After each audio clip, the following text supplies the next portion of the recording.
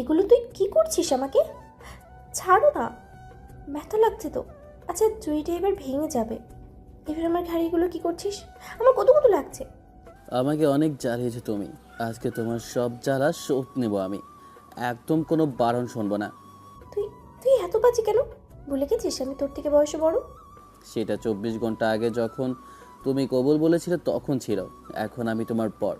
আর এগুলো আমার অধিকার। আমার অধিকার। আমি এক বিন্দুও ছাড়বো না। কথাগুলো বলতে বলতেই আরিয়ান তার পেটে হাত রাখলো। আস্তে আস্তে হাতটা উপরে ওঠাতে ওঠাতে তার ব্লাউজের পেছনের ফিতের দিকে নিয়ে গেল এবং ব্লাউজের ফিতাটা খুলে দিল। এদিকে লজ্জায়, আবেশে ও উত্তেজনায় রোশনির পুরো শরীর থরথর করে কাঁপছে। সে জোরে জোরে নিঃশ্বাস নিচ্ছে এবং বিছানার চাদরটা দুহাতে শক্ত করে খামচে ধরেছে। ফিস ফিস করে বললাম, এত কাঁপছো কেন? আমি তো তোমার জন্য আছি, ভয় পেও না। লজ্জায় আর আবেশে মুখটা বালিশে লুকিয়ে ফেলার চেষ্টা করে কাপা গলায় বলল, তুই তুই একটুও বদলালি না। সবাই বাইরে হাসাহাসি করছে আর তুই এখানে এসে ছাড় না প্লিজ। কেউ কি বললো বা না বললো তাতে আমার কিছু যায় আসে না। আর শুধু তুমি আর আমি। বলতে বলতেই আরিয়ান রোশনির ওপর থেকে আলতো করে ঝুঁকে এসে ওর গালের পাশ দিয়ে কানের লতিতে মুখ ছোঁয়াতেই রোশনির মুখ দিয়ে একটা মিষ্টি আর্তনাদ বেরিয়ে এলো। সে আর নিজেকে সামলাতে না পেরে আরিয়ানের কাঁধে থাকা হাত দুটো দিয়ে ওর শার্টটা শক্ত করে খামচে ধরল। রেশমি ভেজা ঠোঁটে পলকগুলোতে নিজের ঠোঁট ছুঁয়ে চোখের জলগুলো মুছে নিলাম।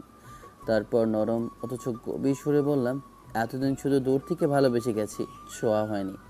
আজ যখন সব বাধা পেরিয়ে তোকে পুরোপুরি নিজের করে পেয়েছি, তখন এক মুহূর্তও দূরে সরিয়ে দেব না। এরপর আরিয়ান আর কোনো কথা না বলে রোশনির মুখটা দুই হাতে আলতো করে ওপরে তুলে ধরে সরাসরি ওর ঠোঁটে নিজের ঠোঁট রাখল। দীর্ঘ এক রোম্যান্টিক চুম্বনের আবেশে ঘরের ছাদে ম্লান আলোয় দুজনের নিঃশ্বাসের দূরত্বটুকুও যেন হারিয়ে গেল। রোশনি প্রথমে কিছুটা আড়ষ্ট হয়ে থাকলেও মুহূর্তের মধ্যে সব দ্বিধা ভেঙে দিয়ে আরিয়ানের বাহু ধরে সম্পূর্ণ সমর্পণ করে দিল নিজেকে। চুম্বনের সেই উষ্ণ আবেশ কেটে যাওয়ার পরও দুজনেই বেশ কিছুক্ষণ নিঃশব্দে একে অপরের চোখের দিকে তাকিয়ে রইল। ঘরের মৃদু আলোয় রোশনির গাল দুটো লজ্জায় লাল হয়ে আছে আর তার বুকটা এখনও দ্রুত ওঠানামা করছে। মুচকি হেসে রোশনির মুখের ওপর ছড়িয়ে থাকা এক গুচ্ছ চুল সরিয়ে কানের পেছনে গুজে দিল আরিয়ান। তারপর খুব স্নেহের সুরে বলল, এবার একটু শান্ত হয়ে শুয়ে পড়ো, অনেক ধকল গেছে আর সারাদিন। এইমাত্র কি বললি তুই? আবার আমাকে বুবু বললি? বিয়ের রাতেও তোর এই স্বভাব গেল না তাই না? দাঁড়া তোকে দেখাচ্ছি। চোখ বড় বড় করে এক ধমক দিয়ে কথাগুলো বলে এক মুহূর্তের জন্য লজ্জা ভুলে বালিশটা তুলে সজোরে মেরে বসলো আরিয়ানের গায়ে। কিন্তু পরক্ষণেই নিজের এই কাণ্ড দেখে নিজেই আবার লজ্জায় মুখ ঢেকে ফেলল রোশনি। উচ্চস্বরে হেসে উঠে রোশনির দুটো হাত এক টানে নিজের মুঠোয় বন্দি করে ফেলল আরিয়ান। তারপর ওকে টেনে একেবারে নিজের বুকের উপর শুইয়ে দিয়ে ফিসফিস করে বলল, রাগারাগি শেষ হলে বলো, এবার কি সারা রাত এভাবে আমার বুকে মাথা রেখে গল্প করবে নাকি ঘুমাবে? তুই না সত্যিই খুব বাজে, তবে তোকে ছাড়া এখন আর কাউকে ভালোও লাগে না। আরিয়ানের বুকের উপরে শুয়ে তার হার্টবিটের শব্দ শুনতে শুনতে আস্তে করে চোখ বন্ধ করে ফেলল রোশনি। গলার স্বর নামিয়ে নরম করে কথাগুলো বলল সে। রোশনির পিঠে আর চুলে পরম যত্নে হাত বুলিয়ে দিতে দিতে কম্বলটা ওদের গায়ে ভালো করে টেনে দিল আরিয়ান। এরপর ঘরের ডিম লাইটটা নিভিয়ে দিয়ে ফিসফিস করে বলল, শুভরাত্রি আমার ভালোবাসা। গভীর রাতে নিস্তব্ধতায় দুজন মানুষের দুটি মন সব দূরত্ব ঘুষিয়ে অবশেষে একাকার হয়ে মিশে গেলাম চিরকালের মতো। সকালে মিষ্টি রোদ এসে পড়েছে নতুন দম্পতির ঘরের জানালায়। বিছানায় আচ্ছন্ন হয়ে ঘুমিয়ে আছে রোশনি আর তার মাথার চুলগুলো ছড়িয়ে আছে আরিয়ানের কাঁধের ওপর। ঠিক তখনই দরজায় কড়া নাড়ার শব্দে দুজনের ঘুম ভেঙে গেল। বাইরে থেকে বড় ফুপুর গলা ভেসে এলো, ওরে, তোরা কি সারাদিন ঘুমাবি নাকি? নতুন বউকে নিয়ে নিচে আয়, সবাই ড্রয়িং রুমে বসে আছে। আরিয়ান, বউকে নিয়ে জলদি আয়।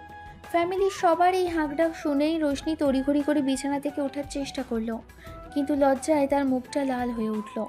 আলতো করে রোশনির হাতটা ধরে বিছানায় বসিয়ে দিল আরিয়ান। মুচকি হেসে ফিসফিস করে বলল, এত তারা কিসের আপনি? আজ তো আমাদের দিন, কেউ কিচ্ছু বলবে না। আই, তুই আবার আমাকে আপনি বললি? অদ্ভুত তো। আমি কি তোর ছোট বোন নাকি যে এই নাম ধরে ডাকবি? বিয়ের পরেও তোর এই বাদনামি গেল না? রোশনির এমন চোখ পাকানো রাগ দেখে আরও বেশি মজা পেল আরিয়ান। ও আরও একটু ঝুঁকে এসে দুষ্টু হেসে বলল, আরে রাগ করছিস কেন আপনি? বয়সে বড় বউকে একটু সম্মান দিয়ে ডাকলে তো আর পাপ হয়ে যায় না। একদম বলছি ভালো হবে না। তুই ইচ্ছে করে আমাকে খ্যাপাচ্ছিস তাই না? ছাড় আমাকে। ফুপু বাইরেই দাঁড়িয়ে আছে। রোশনির এমন রাগী অথচ মিষ্টি ভঙ্গি দেখে আরিয়ান খিলখিল করে হেসে উঠল।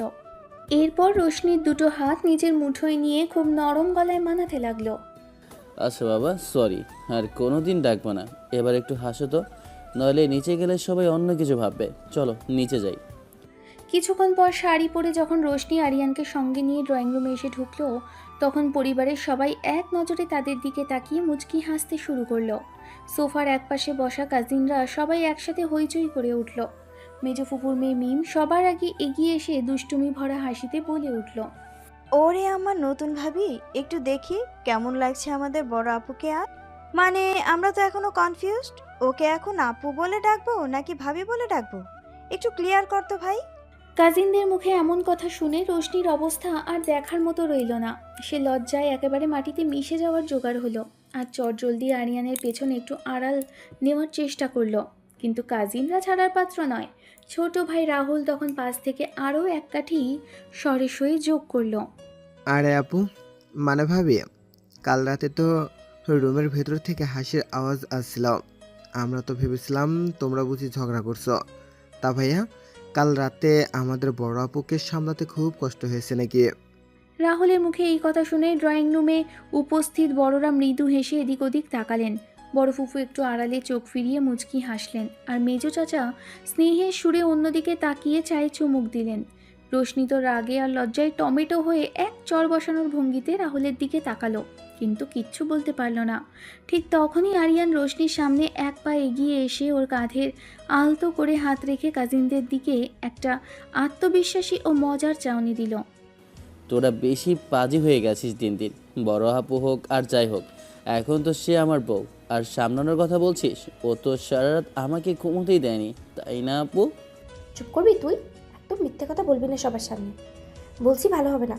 রোশনির এমন আদুরে ধমক দেখে কাজিনরা সমস্বরে হেসে উঠল। ঠিক তখনই মিমের নজর হঠাৎ রোশনির গলার দিকে পড়ল।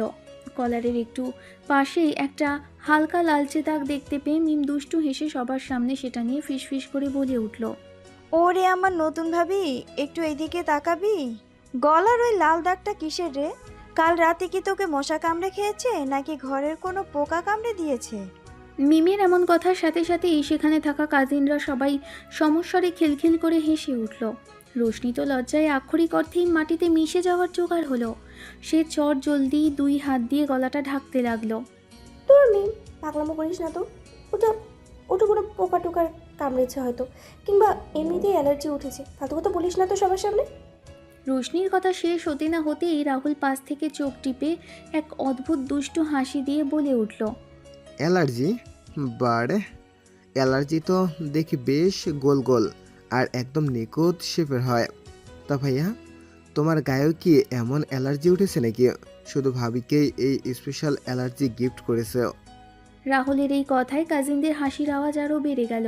রোশনি রাগে আর লজ্জায় লাল হয়ে আরিয়ানের দিকে তাকিয়ে ফিসফিস করে বলল, সব তোর জন্য হয়েছে। একটু সাবধানে থাকতে পারলি না? এখন সবাই আমাকে নিয়ে বাদরামি করছে। রোশনির কাণ্ড দেখে আরিয়ান একটুও না ঘাবড়ে খিলখিল করে হেসে উঠল। এরপর নিজের একটা হাত রোশনির কাঁধের উপর আলতো করে জড়িয়ে ধরে কাজিনদের দিকে তাকিয়ে দুষ্টু হেসে বলল, তোরা কেউ বেশি বুঝিস না তো। আমি তো আগেই বলেছিলাম রাতে মশা তাড়ানোর কয়েলটা দিতে, কেউ তো শুনলই না। এখন অ্যালার্জি নিয়ে এত মাথা ঘামাচ্ছিস কেন তোরা? যা চা খা আর চুপচাপ গল্প কর। আরিয়ানের এই কথার পর কাজিনরা ফের একবার হাসিতে ফেটে পড়ল, আর রোশনি লজ্জায় মাথা নিচু করে মৃদু হেসে ফেলল। মিম এসে সোজা রোশনির হাত দুটো ধরে ড্রয়িং রুমের সোফায় বসিয়ে দিল এবং বাড়ির সবাই মিলে এক সুন্দর প্রাণবন্ত ও আনন্দের আড্ডায় মেতে উঠল। সকালের চা নাস্তা শেষ হতে না হতেই দুপুরের রান্নাবান্নার প্রস্তুতি শুরু হয়ে গেছে। ড্রয়িং রুমের আড্ডাটা তখনও জমে রয়েছে, আর ঠিক তখনই রান্নাঘর থেকে বড় ফুপু ডাক দিলেন, ওরে রোশনি, একটু রান্নাঘরে আয় তো মা। তোর হাতের স্পেশাল কোনো রান্না দিয়েই আজ দুপুরের খাওয়া শুরু করা যাক, কি বলিস? ফুফু ডাকতে রোশনি যেন হাঁপ ছেড়ে বাঁচল। কাজিনদের ওই দুষ্টু মিষ্টি বাঁকা কথার হাত থেকে একটু নিস্তার পাওয়ার জন্য সে তড়িঘড়ি করে সোফা ছেড়ে ওঠার চেষ্টা করলো, কিন্তু মিম আর রাহুল কোথায় ছাড়ার পাত্র। মিম সাথে সাথে রোশনির হাত ধরে আবার বসিয়ে দিয়ে দুষ্টু হেসে বলে উঠল, এত সহজে ছাড়ছি না। রশনি তো সবেমাত্র ড্রয়িং রুমে বসলো, এখন এই রান্নাঘরে যাওয়ার কোনো চান্সই নেই। আরিয়ান ভাইয়া বরং একটু সহ্য করুক না গিয়ে। ছাড় তো মিম, ফুপু ডাকছে, আর আমি চুপচাপ বসে থাকবো নাকি? তোদের এই বাদরামি কমানোর সময় এসেছে এবার। রোশনির এমন নার্ভাস আর কিছুটা ক্ষেপে যাওয়ার ভঙ্গি দেখে আরিয়ানা নিজের হাসি ধরে রাখতে পারল না। সে সোফা থেকে উঠে দাঁড়িয়ে রোশনির কাঁধে আলতো করে একটা হাত রাখল আর খুব শান্ত ও স্নেহের সুরে ফুপুকে উদ্দেশ্য করে বলে উঠল, ফুপু, তুমি চিন্তা করো না, আজ রোশনি রান্না করে যাবে না, বরং আমি আজ ওর হয়ে স্পেশাল কিছু একটা রান্না করে ফেলছি। দেখি কে আটকায়। আরিয়ানের মুখে এই কথা শোনার সাথে সাথেই ড্রয়িং রুমে উপস্থিত সবাই একসাথে অবাক হয়ে গেল। রোশনি তো নিজের কানকেই বিশ্বাস করতে পারছিল না।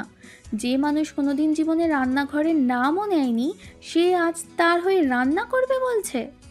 তুই রান্না করবি? মাথা খারাপ হয়ে গেছে নাকি তোর? শেষ পর্যন্ত রান্নাঘরটা কি তুই উড়িয়ে দেওয়ার প্ল্যান করেছিস? দরকার নেই বাবা, আমি নিজেই যাচ্ছি। রোশনি বারণ করতে গেলেই আরিয়ান ওর হাতটা নিজের মুঠোয় শক্ত করে চেপে ধরে মুচকি হেসে চোখের ইশারায় বোঝালো যে সে একদম সিরিয়াস। কাজিনরা তো এই দৃশ্য দেখে হইচই শুরু করে দিল।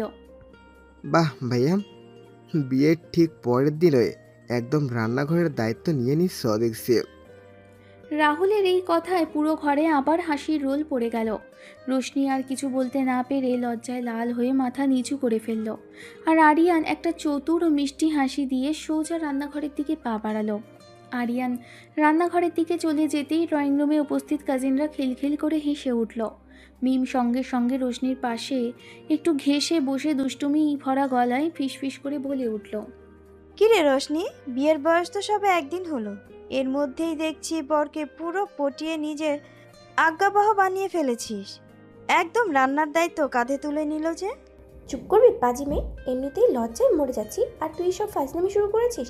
তোর দাদাকে গিয়ে বল না ও যেন রান্নাঘরটা আস্ত রাখে। রোশনির এই নাজেহাল অবস্থা দেখে বড় ফুফু রান্নাঘর থেকে বেরিয়ে এলেন এবং স্নেহের হাসিতে তার মাথায় হাত বুলিয়ে বললেন, আরে ওরম করিস না তো তোরা সবাই। ছেলেটা যখন শখ করে গেছে রান্না করতে, করুক না একটু নিজের নতুন বউয়ের জন্য। তোরা বরং একটু আড্ডা দে মা, আমি গিয়ে দেখি ও আবার লবণের জায়গায় চিনি ঢেলে দিল নাকি। ফুফুর এই মজার কথায় পুরো ড্রয়িং রুমে আবার হাসির রোল পড়ে গেল। ঠিক তখনই রান্নাঘরের ভেতর থেকে বিকট একটা আওয়াজ ভেসে এলো, যেন কোনো হাঁড়ি বা কড়াই মেঝেতে পড়ে গেছে। ওই যে, আমি আগেই বলেছিলাম, এবার মনে হয় রান্নাঘরটা সত্যিই বিস্ফোরণ ঘটিয়ে উড়িয়ে দিয়েছে। আমি গিয়ে দেখি কি কাণ্ড করেছে। আর অপেক্ষা না করে রোশনি তড়িঘড়ি করে ড্রয়িং রুম ছেড়ে সোজা রান্নাঘরের দিকে ছুটল, আর পেছনে কাজিনরা সমস্বরে হাসতে হাসতে বলতে লাগলো। রান্নাঘরের দরজার সামনে এসে রোশনি যখন উকি দিল, তখন তার চোখ কপালে ওঠার জোগাড় হলো। মেঝেতে একটা চামচ পড়ে আছে, আর আরিয়ান দু হাতে প্যান ধরে অসহায় মুখে দাঁড়িয়ে আছে। এই, তুই এখানে এসে কি কাণ্ড করেছিস বলতো? চামচ ফেলে দিলি কেন? আর তোর রান্নার হাতুড়েপনা দেখে তো আমার একদম হার্ট অ্যাটাক হওয়ার বাকি আছে। সরে দাঁড়া বলছি, আমাকে করতে দে। আরে তুই এত প্যানিক করছিস কেন? আমি তো জাস্ট ট্রাই করছিলাম। তাছাড়া নতুন বউকে তো রান্নাঘরে ঢুকতে বারণ করেছি, তুই নিজেই চলে এলি যে। চুপ একদম, তোর এই ঢং আর ফাজলামো বন্ধ কর বলছি। ফুপু দেখলে আস্ত রাখবে না। তাড়াতাড়ি এক পাশে সরে দাঁড়া, নাহলে দুপুরের খাবার হিসেবে শুধু এই পোড়া ডিমটাই খেতে হবে সবাইকে। রোশনির এই বকাঝকা শুনে আরিয়ান এক বিন্দুও রাগ না করে উল্টো আরও মিষ্টি হেসে ওর সামনে থেকে একটু দূরে সরে দাঁড়ালো। রোশনি রাগী মুখে প্যানটা নিজের হাতে তুলে নিয়ে চটজলদি রান্না গুছিয়ে নিতে শুরু করলো, আর আরিয়ান রান্নাঘরের দরজায় দাঁড়িয়ে মন্ত্রমুগ্ধের মতো দাঁড়িয়ে রাগ দেখানো দেখতে লাগলো। রোশনি যখন ব্যস্ত হাতে চুলার সামনে দাঁড়িয়ে রান্না করছে, তখন রান্নাঘরের গরম আর রান্নার তাপে তার কপাল ও নাকের ডগায় বিন্দু বিন্দু ঘাম জমে উঠেছে। ঠিক তখনই আরিয়ান পিছন থেকে এসে একদম তার মুখোমুখি দাঁড়ালো। পকেটে হাত ঢুকিয়ে মুচকি হেসে সে রোশনির দিকে এক দৃষ্টিতে তাকিয়ে রইল। উফ, নতুন বউয়ের তো রান্না করতে করতে অবস্থা খারাপ, দেখি মুখটা কেমন ঘেমে একাকার হয়ে গেছে। চুপ কর বলছি, এমনিতেই গরমে অবস্থা খারাপ, তার উপরে তোর এই ফাজলামো দেখতে না একদমই ভালো লাগছে না। যা তো এখান থেকে। রোশনির কথা শেষ হওয়ার আগেই আরিয়ান নিজের পকেট থেকে একটা সুতির রুমাল বের করে আলতো হাতে রোশনির কপালের ঘাম পরম যত্নে মুছে দিল। রোশনি চমকে গিয়ে একবার তার মুখের দিকে তাকাতে চাইল, কিন্তু আরিয়ান তার থুতনিটা আলতো করে ধরে রাখল যাতে সে নড়তে না পারে। এই কি করছিস? কেউ যদি দেখে ফেলে? ফুপু তো যে কোনো সময় এদিকে আসতে পারে। আসুক না ফুপু, নিজের বইয়ের কপালে ঘাম মুছি। অপরাধ তো আর কিছু করছি না। রোশনি আর কিছু বলার সুযোগ পাওয়ার আগেই আরিয়ান এক পা এগিয়ে এসে সরাসরি তাকে পেছন থেকে শক্ত করে জড়িয়ে ধরল। তার দুই হাত রোশনির পেটের ওপর পেঁচিয়ে ধরে নিজের বুক ঘেঁষে টেনে নিল। হঠাৎ এই রোম্যান্টিক ছোঁয়ায় রোশনির বুকটা দুন্ধুবি বাজিয়ে উঠল, আর তার হাতের হাতাটা প্রায় খসে পড়ার উপক্রম হলো। সে লজ্জায় আড়ষ্ট হয়ে ফিসফিস করে উঠল। ছাড় বলছি, এভাবে জড়িয়ে ধরে থাকলে আমি রান্না করবো কি করে? তুই কি আমাকে হাত না খাইয়ে মারার প্ল্যান করেছিস? না খাইয়ে মারবো কেন? তোমাকে রান্না করতে দিলেই তো ঝামেলা বাঁধে। তাছাড়া এভাবে জড়িয়ে না ধরলে কি রান্নার আসল স্বাদ আসবে নাকি? রোশনির কানের লতিতে আরিয়ানের গরম নিঃশ্বাসের ছোঁয়া লাগতেই রোশনির সারা শরীর শিহরিত হয়ে উঠল। লজ্জায় তার কান দুটো পর্যন্ত লাল হয়ে গেল। সে কোনো মতে নিজেকে একটু সামলে নিয়ে পিছন দিকে সামান্য মাথাটা ঝুঁকিয়ে দিল। তোর এই বাদরামি কমানোর কোনো উপায় নেই, তাই না? একদম ছাড় বলছি, তরকারি পুড়ে যাবে তো। পুড়লে পুড়ুক, আমার তাতে কি? আমার তো শুধু তোমাকে এভাবে কাছে পেতে ইচ্ছে করে। আরিয়ানের এই মিষ্টি ও উষ্ণ ছোঁয়ায় রোশনির চোখ দুটো লজ্জায় বন্ধ হয়ে এলো। সে আর কোনো কথা বলতে পারল না, শুধু একটা দীর্ঘশ্বাস ফেলে মৃদু হেসে নিজের কাজে মন দেওয়ার চেষ্টা করলো। আর আরিয়ানও তাকে আরও একটু শক্ত করে জড়িয়ে ধরে রান্নাঘরের এই গোপন রোম্যান্স পুরোপুরি উপভোগ করতে লাগলো। রান্নাঘরের ভেতরে যখন এই মিষ্টি রোম্যান্স আর খুনসুটি চলছে, ঠিক তখনই বাইরে থেকে বড় ফুফুর গলা ভেসে এলো। ওরে রোশনি, তরকারি কি নামিয়ে ফেলেছিস, নাকি তোর বর একা একাই সব খেয়ে শেষ করে ফেলেছে? জলদি কর্মা, সবাই খেতে বসে গেছে। ফুফুর গলা পেতেই রোশনির চমক ভেঙে গেল। সে তাড়াতাড়ি আরিয়ানের হাত থেকে নিজেকে ছাড়িয়ে নিয়ে প্যানে শেষবারের মতো হাত চালালো। এই দেখ, ফুপু ডেকে দিয়েছে। এখন যদি কেউ এসে আমাদের এই অবস্থায় দেখে, আমি কিন্তু লজ্জায় মরে যাব। তুই তাড়াতাড়ি এখান থেকে বের হ বলছি। আচ্ছা বাবা, যাচ্ছি। তো তাড়াতাড়ি প্লেটে খাবারগুলো বেড়ে ড্রয়িং রুমে নিয়ে এসো। আমি সবার সাথে ডাইনিং টেবিলে বসি। আরিয়ান একটা চতুর হাসি দিয়ে রান্নাঘর থেকে বেরিয়ে ড্রয়িং রুমের দিকে চলে গেল। আর রোশনি দীর্ঘশ্বাস ফেলে দ্রুত হাতে সব রান্না বাটিতে সাজিয়ে ডাইনিং টেবিলের দিকে নিয়ে যাওয়ার প্রস্তুতি নিতে লাগলো। রান্নাঘরের ভেতরে দাঁড়িয়ে একা একা খাবার সাজাতে সাজাতে রোশনির মনটা হঠাৎ করেই অতীতে হারিয়ে গেল। আজ থেকে বছর দুয়েক আগের সেই দিনগুলোর কথা মনে পড়ে গেল, যখন তাদের সম্পর্কটা আজকের মতো এত সহজ ছিল না। বড় ফুফুর বাসায় সবেমাত্র পা রাখা আরিয়ান তখন ইউনিভার্সিটির প্রথম বর্ষের ছাত্র, আর রোশনি মাস্টার্সের শেষ পর্যায়ে। বয়সে 2 বছরের বড় হওয়ার সুবাদে রোশনি সব সময় নিজের একটা আলাদা ব্যক্তিত্ব বজায় রাখার চেষ্টা করত, আর আরিয়ানের প্রধান কাজই ছিল সেই ব্যক্তিত্বে একটু মিষ্টি ছলে ফাটল ধরানো। রোশনি স্পষ্ট মনে আছে সেই দুপুরগুলোর কথা। বাড়ির সবাই যখন যে যার মতো ঘুমোচ্ছে বা বিশ্রামে আছে, তখন দোতলার বারান্দায় একটা বেতের চেয়ারে বসে রোশনি তার ল্যাপটপে অ্যাসাইনমেন্টের কাজ করছে। ঠিক তখনই হালকা পায়ে নিঃশব্দে সেখানে এসে হাজির হতো আরিয়ান। এসেই সে কোনো কথা না বাড়িয়ে সোজা রোশনির ল্যাপটপের স্ক্রিনটা এক ঝটকায় নামিয়ে দিত। তোর কি অন্য কোনো কাজ নেই বলতো আরিয়ান? প্রতিদিন ঠিক দুপুরবেলায় আমার মাথার উপরে এসে হাজির হওয়া কি তোর অভ্যেসে দাঁড়িয়ে গেছে? বলছি ল্যাপটপের স্ক্রিনটা ওভাবেই ছাড়। আমার কাজের কত প্রেশার দেখছিস না? সারাদিন এই ল্যাপটপের স্ক্রিনে চোখ গুজে রোবটের মতো বসে থাকিস তো?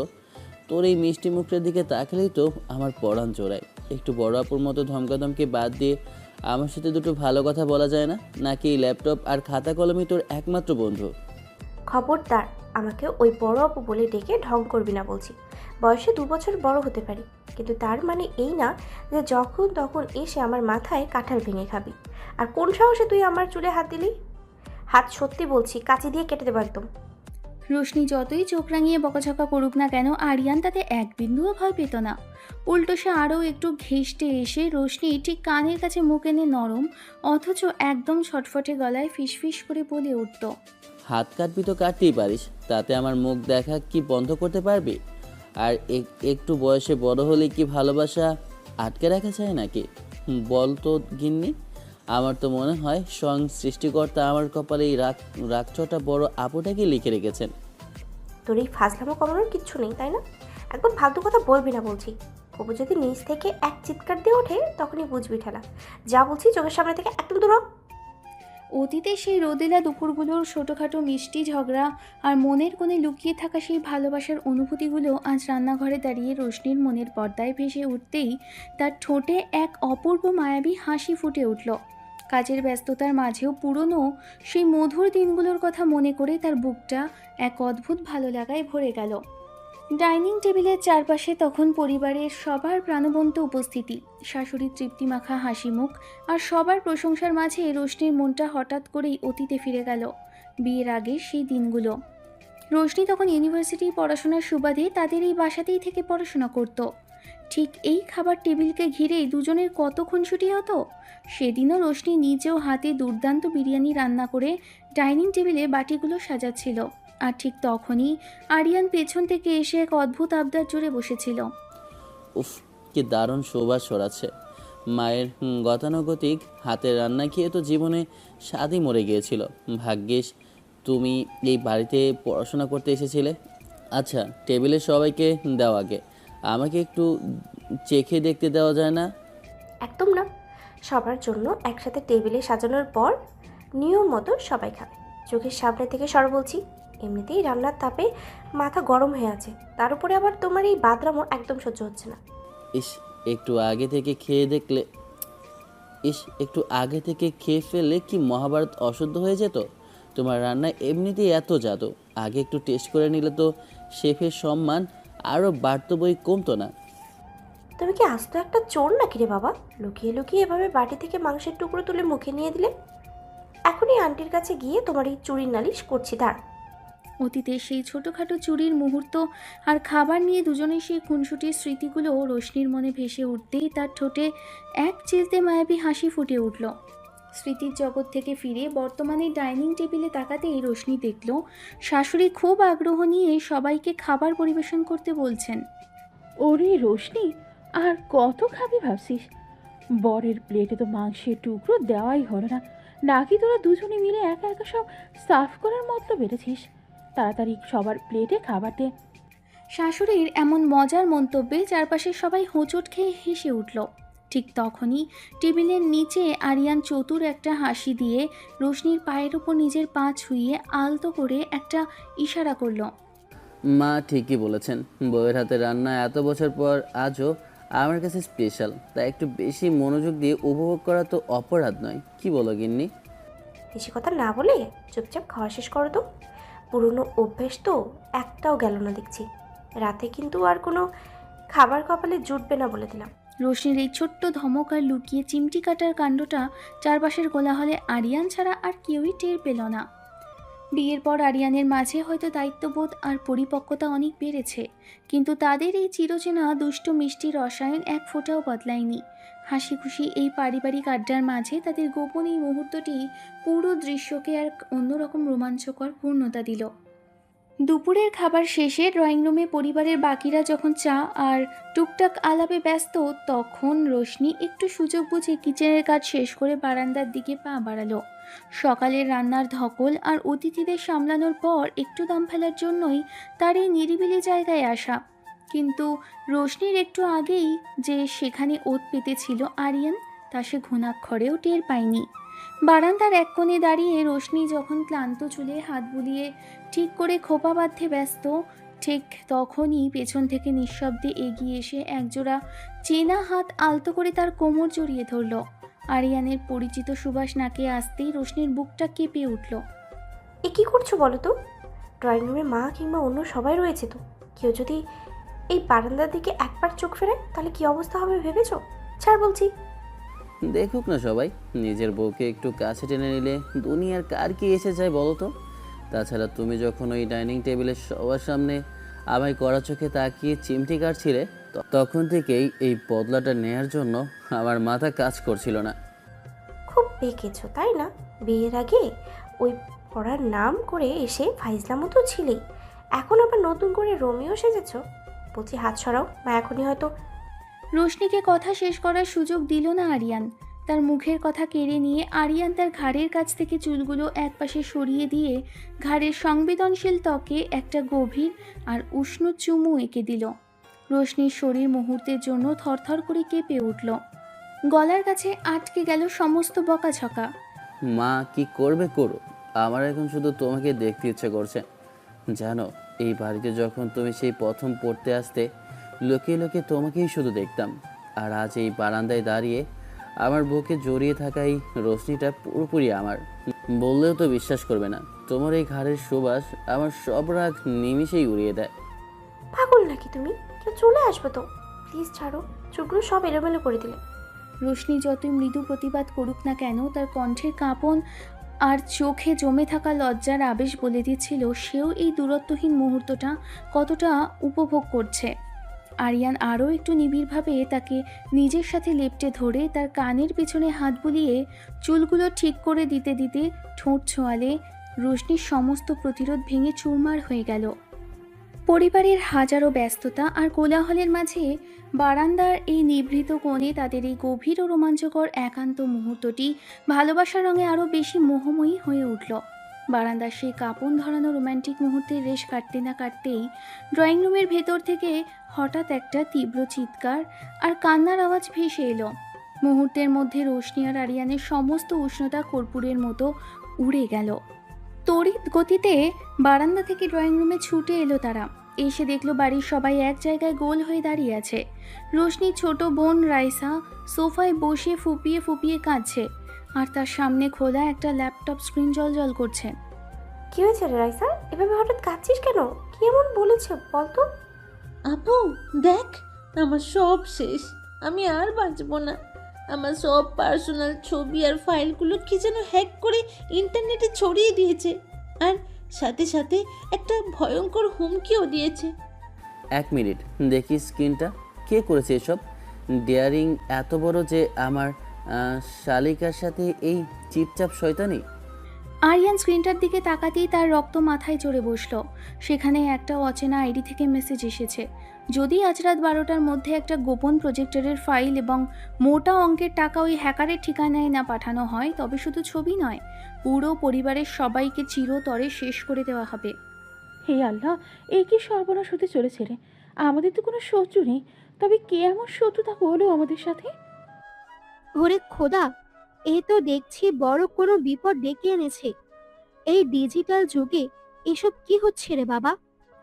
মুহূর্তের মধ্যে পুরো বাড়িতে এক চরম আতঙ্ক আর থমথমে পরিবেশ নেমে এলো। একটু আগে বারান্দায় যেখানে শুধু রোম্যান্স আর ভালোবাসার মিষ্টি হাওয়া বইছিল, সেখানে এখন মৃত্যুর ঠান্ডা চাদর আর এক বিশাল বিপদের কালো মেঘ ঝুলে রয়েছে। ঘাবড়াস না রোশনি, তুই তোর বোনকে সামলা। আমার ড্রয়িং রুমে বসে আমার ফ্যামিলির দিকে কেউ চোখ তুলে তাকাবে আর আমি চুপ করে বসে থাকবো, সেটা আরিয়ান হতে দেয় না। আজ রাতেই আমি বের করব এই অদৃশ্য শয়তানটাকে। রাত তখন গভীর, পুরো বাড়িটা থমথমে নীরব। ড্রয়িং রুমের টেবিলে ল্যাপটপ আর ডেস্কটপের আলোয় চারপাশটা আলোকিত হয়ে আছে। আরিয়ান একটানা টাইপ করে চলেছে। তার চোখের দিকে তাকালেই বোঝা যায় রাগ আর জেদ কতটা চেপে বসেছে। রোশনি তার পাশে শক্ত হয়ে দাঁড়িয়ে দু হাতে 1 কাপ কফি ধরে আছে। কোডগুলো ট্র্যাক করার চেষ্টা করছি। হ্যাকার যতই চালাক হোক না কেন, কোনো না কোনো ডিজিটাল স্টিল সে ঠিকই রেখে দিয়েছে। রাইসা, তুমি আর ভয় পেও না। স্ক্রিনটার দিকে তাকিয়ে একটু ঠান্ডা মাথায় বলো, এই ইউজার নেমটা কি তোমার চেনা মনে হচ্ছে? ভাইয়া, এই আইডিটা, এটা তো আমার কলেজ জীবনের সেই সিনিয়র তানভীরের। গত বছর আমি ওর সাথে সব সম্পর্ক শেষ করে ব্লক করে দিয়েছিলাম। আমি ধারণাও করতে পারিনি ও এতটা নিচে নেমে যেতে পারে। তানভীর, এই বকাটে ছেলেটার এত বড় স্পর্ধা হয় কি করে? আমাদের পরিবারের উপর এই ধরনের নোংরা মানসিকতা দেখানোর শাস্তি ওকে পেতেই হবে। আরে তুমি কি পারবে না লোকটাকে খুঁজে বের করতে? আইনি প্রতিক্রিয়া আর নিজের গতিতেই চলবে রোশনি। তবে আমার পরিবারের একজন সদস্যের সম্মান নিয়ে কেউ খেলা করবে আর আমি চুপ করে বসে থাকবো, সেটা হতে পারে না। লোকেশন লক হয়ে গেছে। গুলশান 2 নম্বর রোডের একটা ফ্ল্যাট থেকেই অপকর্ম চালানো হচ্ছে। বাবা আরিয়ান, একা একা এই রাতে ওখানে যাওয়া কি ঠিক হবে? একটা ঝামেলা থেকে বাঁচতে গিয়ে আবার বড় কোনো বিপদে না জড়াস না বাবা। পুলিশকে খবর দিলেই তো হতো। মা, আইনি ব্যবস্থার পাশাপাশি নিজের পরিবারকে রক্ষা করার দায়িত্বটুকু আমার নিজেরও। রাইসা আমার ছোট বোনের মতো, আর ওর দিকে কেউ আঙুল তুললে সেটা আমি সহ্য করব না। রোশনি, তুমি একটু গাড়ির চাবিটা এগিয়ে দাও তো। আরিয়ানের কণ্ঠে এমন এক স্থির ও জোরালো দায়িত্ববোধ ঝরে পড়ল যে রোশনি আর কোনো দ্বিমত করল না। সে দ্রুত দয়ার থেকে চাবিটা এনে আরিয়ানের হাতে তুলে দিল, আর চোখের পলকে আরিয়ান ঘর থেকে বেরিয়ে ঝড়ের গতিতে সিঁড়ি দিয়ে নিচে নেমে গেল। শুরু হয়ে গেল এক রুদ্ধশ্বাস রাতের মুখোমুখি লড়াই। গুলশান 2 নম্বরের সেই নিরিবিলি অ্যাপার্টমেন্টের ফ্ল্যাটটি তখন অন্ধকার। তানভীর তার ল্যাপটপে বসে বিজয়ের হাসি হাসছে। ঠিক তখনই ড্রয়িং রুমের দরজা ভেঙে চুরমার হয়ে গেল। বিকট শব্দে দরজা খোলার সাথে সাথেই তানভীর চমকে উঠে পিছনে তাকাতেই দেখল চোখে আগুনের ফুলকি নিয়ে সামনে দাঁড়িয়ে আছে আরিয়ান। কে কে আপনি? এভাবে দরজা ভেঙে ঘরে ঢুকলেন কেন? সিকিউরিটি ডাকবো আমি? তানভীরের এই কথা শুনে আরিয়ান এক চিলতে ঠান্ডা হাসি দিয়ে তার দিকে এগিয়ে গেল এবং মুহূর্তের মধ্যে তানভীরের শার্টের কলার খামচে ধরে দেওয়ালে সেঁটে দিল। সিকিউরিটি ডাকার সুযোগ তুই জীবনে আর পাবি না তানভীর। আমার শালিকার পার্সোনাল ছবি লিক করার হুমকি দিয়েছিস? এত বড় স্পর্ধা কার জোরে পেলি রে তুই? কী সব আজে বাজে বকছেন? আমি কিছু জানি না। বের হয়ে যান আমার বাসা থেকে, নইলে পুলিশ ডাকবো। তানভীরের গলা কাঁপলেও সে মিথ্যে বাহাদুরি দেখানোর চেষ্টা করলো, কিন্তু আরিয়ানের হাতের পেশিগুলো শক্ত হয়ে ফুলে উঠল এবং তার চোখের চাউনিতে তানভীরের সমস্ত সাহস নিমেষেই উবে গেল। পুলিশ ডাকার শখ তো তোর খুব, তাই না? কিন্তু তার আগে তোর এই হাত দিয়ে আর কখনো যাতে কোনো মেয়ের দিকে বা আমার পরিবারের দিকে আঙুল তুলতে না পারিস, সেই ব্যবস্থাটা আজ আমি করব। ল্যাপটপটা কোথায়? তোর এই ড্রাইভটা নিজের হাতে ডিলিট করবি নাকি আমি চূর্ণ বিচূর্ণ করে দেব? ভাইয়া, ভুল হয়ে গেছে ভাইয়া, প্লিজ আমাকে ছাড়ুন। আমি এখনই সব ডিলিট করে দিচ্ছি, আর কোনোদিন এমন ভুল হবে না। প্লিজ মাফ করে দিন। ত্রস্ত হাতে কাঁপতে কাঁপতে তানভীর ল্যাপটপে টাইপ করতে শুরু করলো। আরিয়ানের এই ভয়ঙ্কর রূপ আর আপোষহীন জেদের সামনে দাঁড়িয়ে তখন তার প্রাণ ওকুটে শুকিয়ে যাওয়ার উপক্রম হয়েছে। ওদিকে গভীর রাতে রোশনির বাড়িতে তখন চরম উৎকণ্ঠা আর উদ্বেগের মুহূর্ত কাটছে। ড্রয়িং রুমে সোফায় বসে শাশুড়ি আর বড় ফুফু জায়নামাজে বসে দোয়া করছেন, আর রোশনি ঘরের এ মাথা থেকে ও মাথা হেঁটে চলেছেন। রাইসা এক কোণে মুখ গুজে নিঃশব্দে কেটে চলেছে। ঠিক এমন সময় বাইরে গাড়ি থামার বিকট শব্দ শোনা গেল। গাড়িতে আমার শব্দ, আরিয়ান কি ফিরে এলো? রোশনি দরজা খুলে বারান্দায় বা ড্রয়িং রুমের গেটে আসতেই দেখল উদ্ভ্রান্তের মতো সিঁড়ি দিয়ে উপরে উঠছে আরিয়ান। তার চেহারায় কোনো ক্লান্তির ছাপ নেই, বরং চোখে এক ঠান্ডা বিজয়ের চকচকে দৃষ্টি। সে সরাসরি ড্রয়িং রুমে এসে ঢুকলো। আরিয়ান, তুমি ঠিক আছো তো? কোনো বিপদে পড়নি তো? ওই ছেলেটা তানভীর কিছু করেছে? আরিয়ান পকেট থেকে হাত বের করে খুব শান্ত ও শীতল গলায় রোশনির দুশ্চিন্তা দূর করার চেষ্টা করলো। তার কণ্ঠে এক পরম নির্ভরতার সুর স্পষ্ট ভেসে উঠল। বিপদের দিন শেষ রোশনি। যে ছেলেটা আমার পরিবারের একটা মেয়ের চোখের জল ফেলেছিল, সে আজ থেকে আর কখনো কারোর দিকে চোখ তুলে তাকানোর সাহসও পাবে না। রাইসের ল্যাপটপের সব ডেটা এবং ক্লায়েন্ট ব্যাকআপ আমি আমার নিজের চোখে পার্মানেন্টলি ডিলিট করিয়েছি। রাইসা সোফা থেকে দৌড়ে এসে হাউমাউ করে কেঁদে ফেলে আরিয়ানের হাত জড়িয়ে ধরল। তার সারা শরীর তখন কান্নায় থরথর করে কাঁপছে।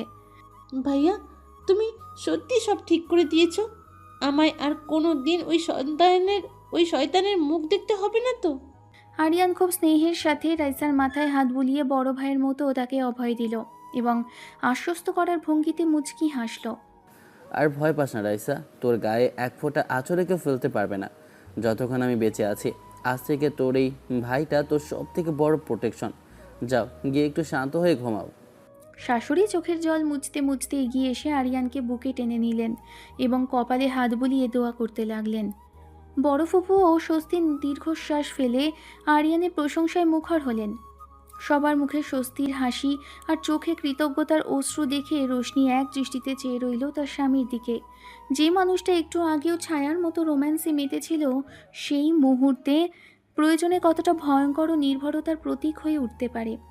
আরিয়ান সবার ভিড় থেকে রোশনিকে টেনে একটু আড়ালে নিয়ে গেল এবং চোখের ইশারায় দুষ্টু একটা হাসি দিয়ে ফিসফিস করে কিছু একটা বলতে শুরু করলো। কি গিন্নি, বাড়ির বাকি সবার তো টেনশন দূর হলো, কিন্তু আমার যে রাতের বাকি থাকা কাজটা এখনো বাকি রইলো, সেটার কি হবে? রোশনি লজ্জায় মুখ লাল করে মৃদু হেসে আরিয়ানের বুক থেকে হাত সরিয়ে দেওয়ার চেষ্টা করলো, কিন্তু তার চোখের কোণে তখন ভালোবাসার এক অন্যরকম আলো ঝিলিক দিচ্ছিল। ফাইজলামি করো না তো, চারিদিকে এত কাণ্ড ঘটে গেল, আর তোমার এখনও এই ফাজলামো ইয়ার্কি ফিরল না। উফ, যাও গিয়ে হাত মুখ দিয়ে আসো, যাও। আরিয়ান এক মুহূর্ত দেরি না করে রোশনির হাত শক্ত করে ধরে আরও একটু কাছে টেনে নিল এবং চোখে দুষ্টুমি বজায় রেখে ফিসফিস করে কথাটি শেষ করলো। ফাজলামো করছি নাকি একদম খাঁটি সত্যি বলছি সেটা রাত বাড়লেই টের পাবে। চলো তো এখন ভেতরে। এভাবেই এক ঝোড়ো রাতের ভয়ঙ্কর আতঙ্ক পেরিয়ে ভালোবাসার চাদরে ঢাকা পড়ে গেল রোশনি আর আরিয়ানের পৃথিবী। সমস্ত বিপদের মেঘ কাটিয়ে তাদের এই নিখাদ বন্ধন আরও এক নতুন উচ্চতায় গিয়ে পৌঁছল। তানভীরের ফ্ল্যাটের সেই ভয়ঙ্কর ও থমথমে অধ্যায়টা পেছনে ফেলে আসার পর কেটে গেছে বেশ কিছুদিন। সমস্ত সাইবার আতঙ্ক আর বিপদের মেঘ কেটে গিয়ে রোশনি আর আরিয়ানের সংসারটা এখন আগের চেয়ে অনেক বেশি শান্ত, নিরাপদ আর ভালোবাসায় ভরপুর। বিকেল গড়িয়ে তখন সন্ধ্যা নামছে। গুলশানের চিমছাম অ্যাপার্টমেন্টের ড্রয়িং রুমের বিশাল ফ্রেঞ্চ উইন্ডো দিয়ে খোলা হাওয়া আসছে। আরিয়া নিজের ল্যাপটপটা ডেস্কে বন্ধ করে রেখে একটু ক্লান্তি দূর করতে সোফায় এলিয়ে বসলো। ঠিক তখনই রান্নাঘর থেকে কফি আর গরম স্ন্যাক্সের মিষ্টি ঘ্রাণ পুরো ঘরে ছড়িয়ে পড়ল। রোশনি হাতে এক ট্রে চা ও স্ন্যাক্স নিয়ে ড্রয়িং রুমে প্রবেশ করলো। তার পরনে হালকা পেস্তা কালারের একটা সালোয়ার কামিজ, চুলগুলো হালকা করে একটা ক্লিপ দিয়ে আটকানো। সে চায়ের কাপটা আরিয়ানের সামনে টেবিলে রাখতেই আরিয়ান এক টানে তার হাত ধরে নিজের কোলে টেনে বসলো। কি করছো কি? চা পড়ে যাবে তো। বাড়িতে যদি রাইসা বা মা চলে আসে তখন কী হবে বলো তো? আসার সময় অনেক আগেই পার হয়ে গেছে। মা তো ফুপুর বাসায় গেছে বেড়াতে, আর রাইসা তার রুমেই নিজের পড়া নিয়ে ব্যস্ত। সুতরাং এই ড্রয়িং রুমে এখন শুধু তারা দুজনই আছে এবং এই রোম্যান্টিক সন্ধ্যাটা পুরোপুরি তাদের। কথাটি শেষ করেই আরিয়ান তার এক হাত বাড়িয়ে রোশনির সরু কোমরের চারপাশ আরও শক্ত করে জড়িয়ে ধরল এবং তাকে নিজের একেবারে সাথে লেপ্টে টেনে নিল। রোশনির বুক তখন হৃৎস্পন্দনে দ্রুত ছন্দে কাঁপছে। সে বাধা দেওয়ার জন্য নিজের ছোট হাত দুটো রাখলো আরিয়ানের চওড়া বুকের ওপর। ছাড়ো তো, কেউ যদি দেখে ফেলে। সবসময় শুধু দুষ্টু। দেখতে দাও না, কার সাধ্য আছে তাদের মাঝখানে আসার? তাছাড়া সেদিন তানভীরের ওই ঝামেলাটার পর থেকে তো ঠিকমতো কাছেই পাওয়া হয়নি। শুধু শুধু কতগুলো দিন টেনশনে কেটে গেল। আরিয়ান তার অপর হাতটা বাড়িয়ে রোশনির মাথার সেই ক্লিপটা খুব আলতো হাতে খুলে দিল। এক পলকে রোশনির লম্বা কালো চুলগুলো ঢেউ খেলে তার পিঠের ওপর ছড়িয়ে পড়ল। আরিয়ান আঙুল দিয়ে সেই চুলগুলো সরিয়ে রোশনির উন্মুক্ত গলায় হাত রাখল। তার ছোঁয়া লাগতেই রোশনি শিহরিত হয়ে চোখ বন্ধ করে ফেলল। আরিয়ান ঝুঁকে পড়ে রোশনির নরম গলায় একটা দীর্ঘ ও গভীর উষ্ণ চুমু আঁকিয়ে দিল। তারপর তার সেই চুম্বনের পথ বদলে আস্তে আস্তে গলা থেকে ঠেলে উপরে উঠে এলো রোশনির তুলতুলে গালে, আর শেষমেশ এসে মিশল তার মিষ্টি ঠোঁটের ছোঁয়ায়। সেই মায়াবী ও আবেগময় চুম্বনে রোশনির সমস্ত প্রতিরোধ নিমেষে উবে গেল। সে দুই হাতে আরিয়ানের শার্টের কলার খামচে ধরে সম্পূর্ণ আত্মসমর্পণ করল তার ভালোবাসার মাঝে। কাল রাতে তো ওই বিবাহবার্ষিকীর উপহারটা তো দিলে, কিন্তু আমার এই আসল উপহারটা কি তোমার পছন্দ হলো না গিন্নি?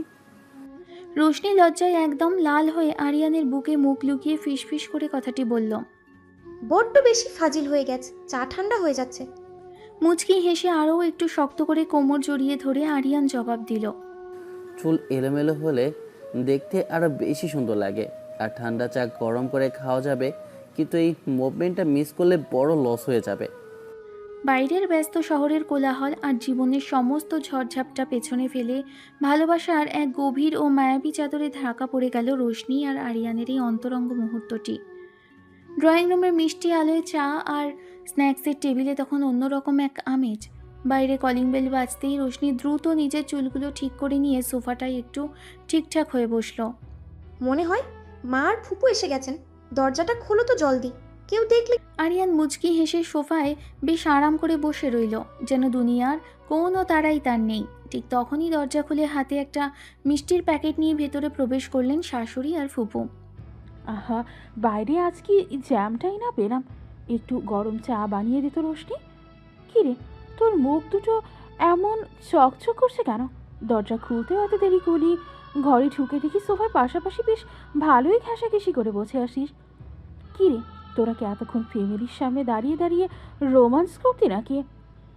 একদম ঠিক ধরেছো মা, তোমার ছেলের বউয়ের সাথে একটু রোমান্স করছিলাম আর কি, দোষে তো কিছু করলাম না। কথাটা শুনে রোশনি এক ধমকের সুরে কটমট চোখে আরিয়ানের দিকে তাকালো, আর লজ্জায় তার গাল দুটো একদম টমেটোর মতো লাল হয়ে গেল।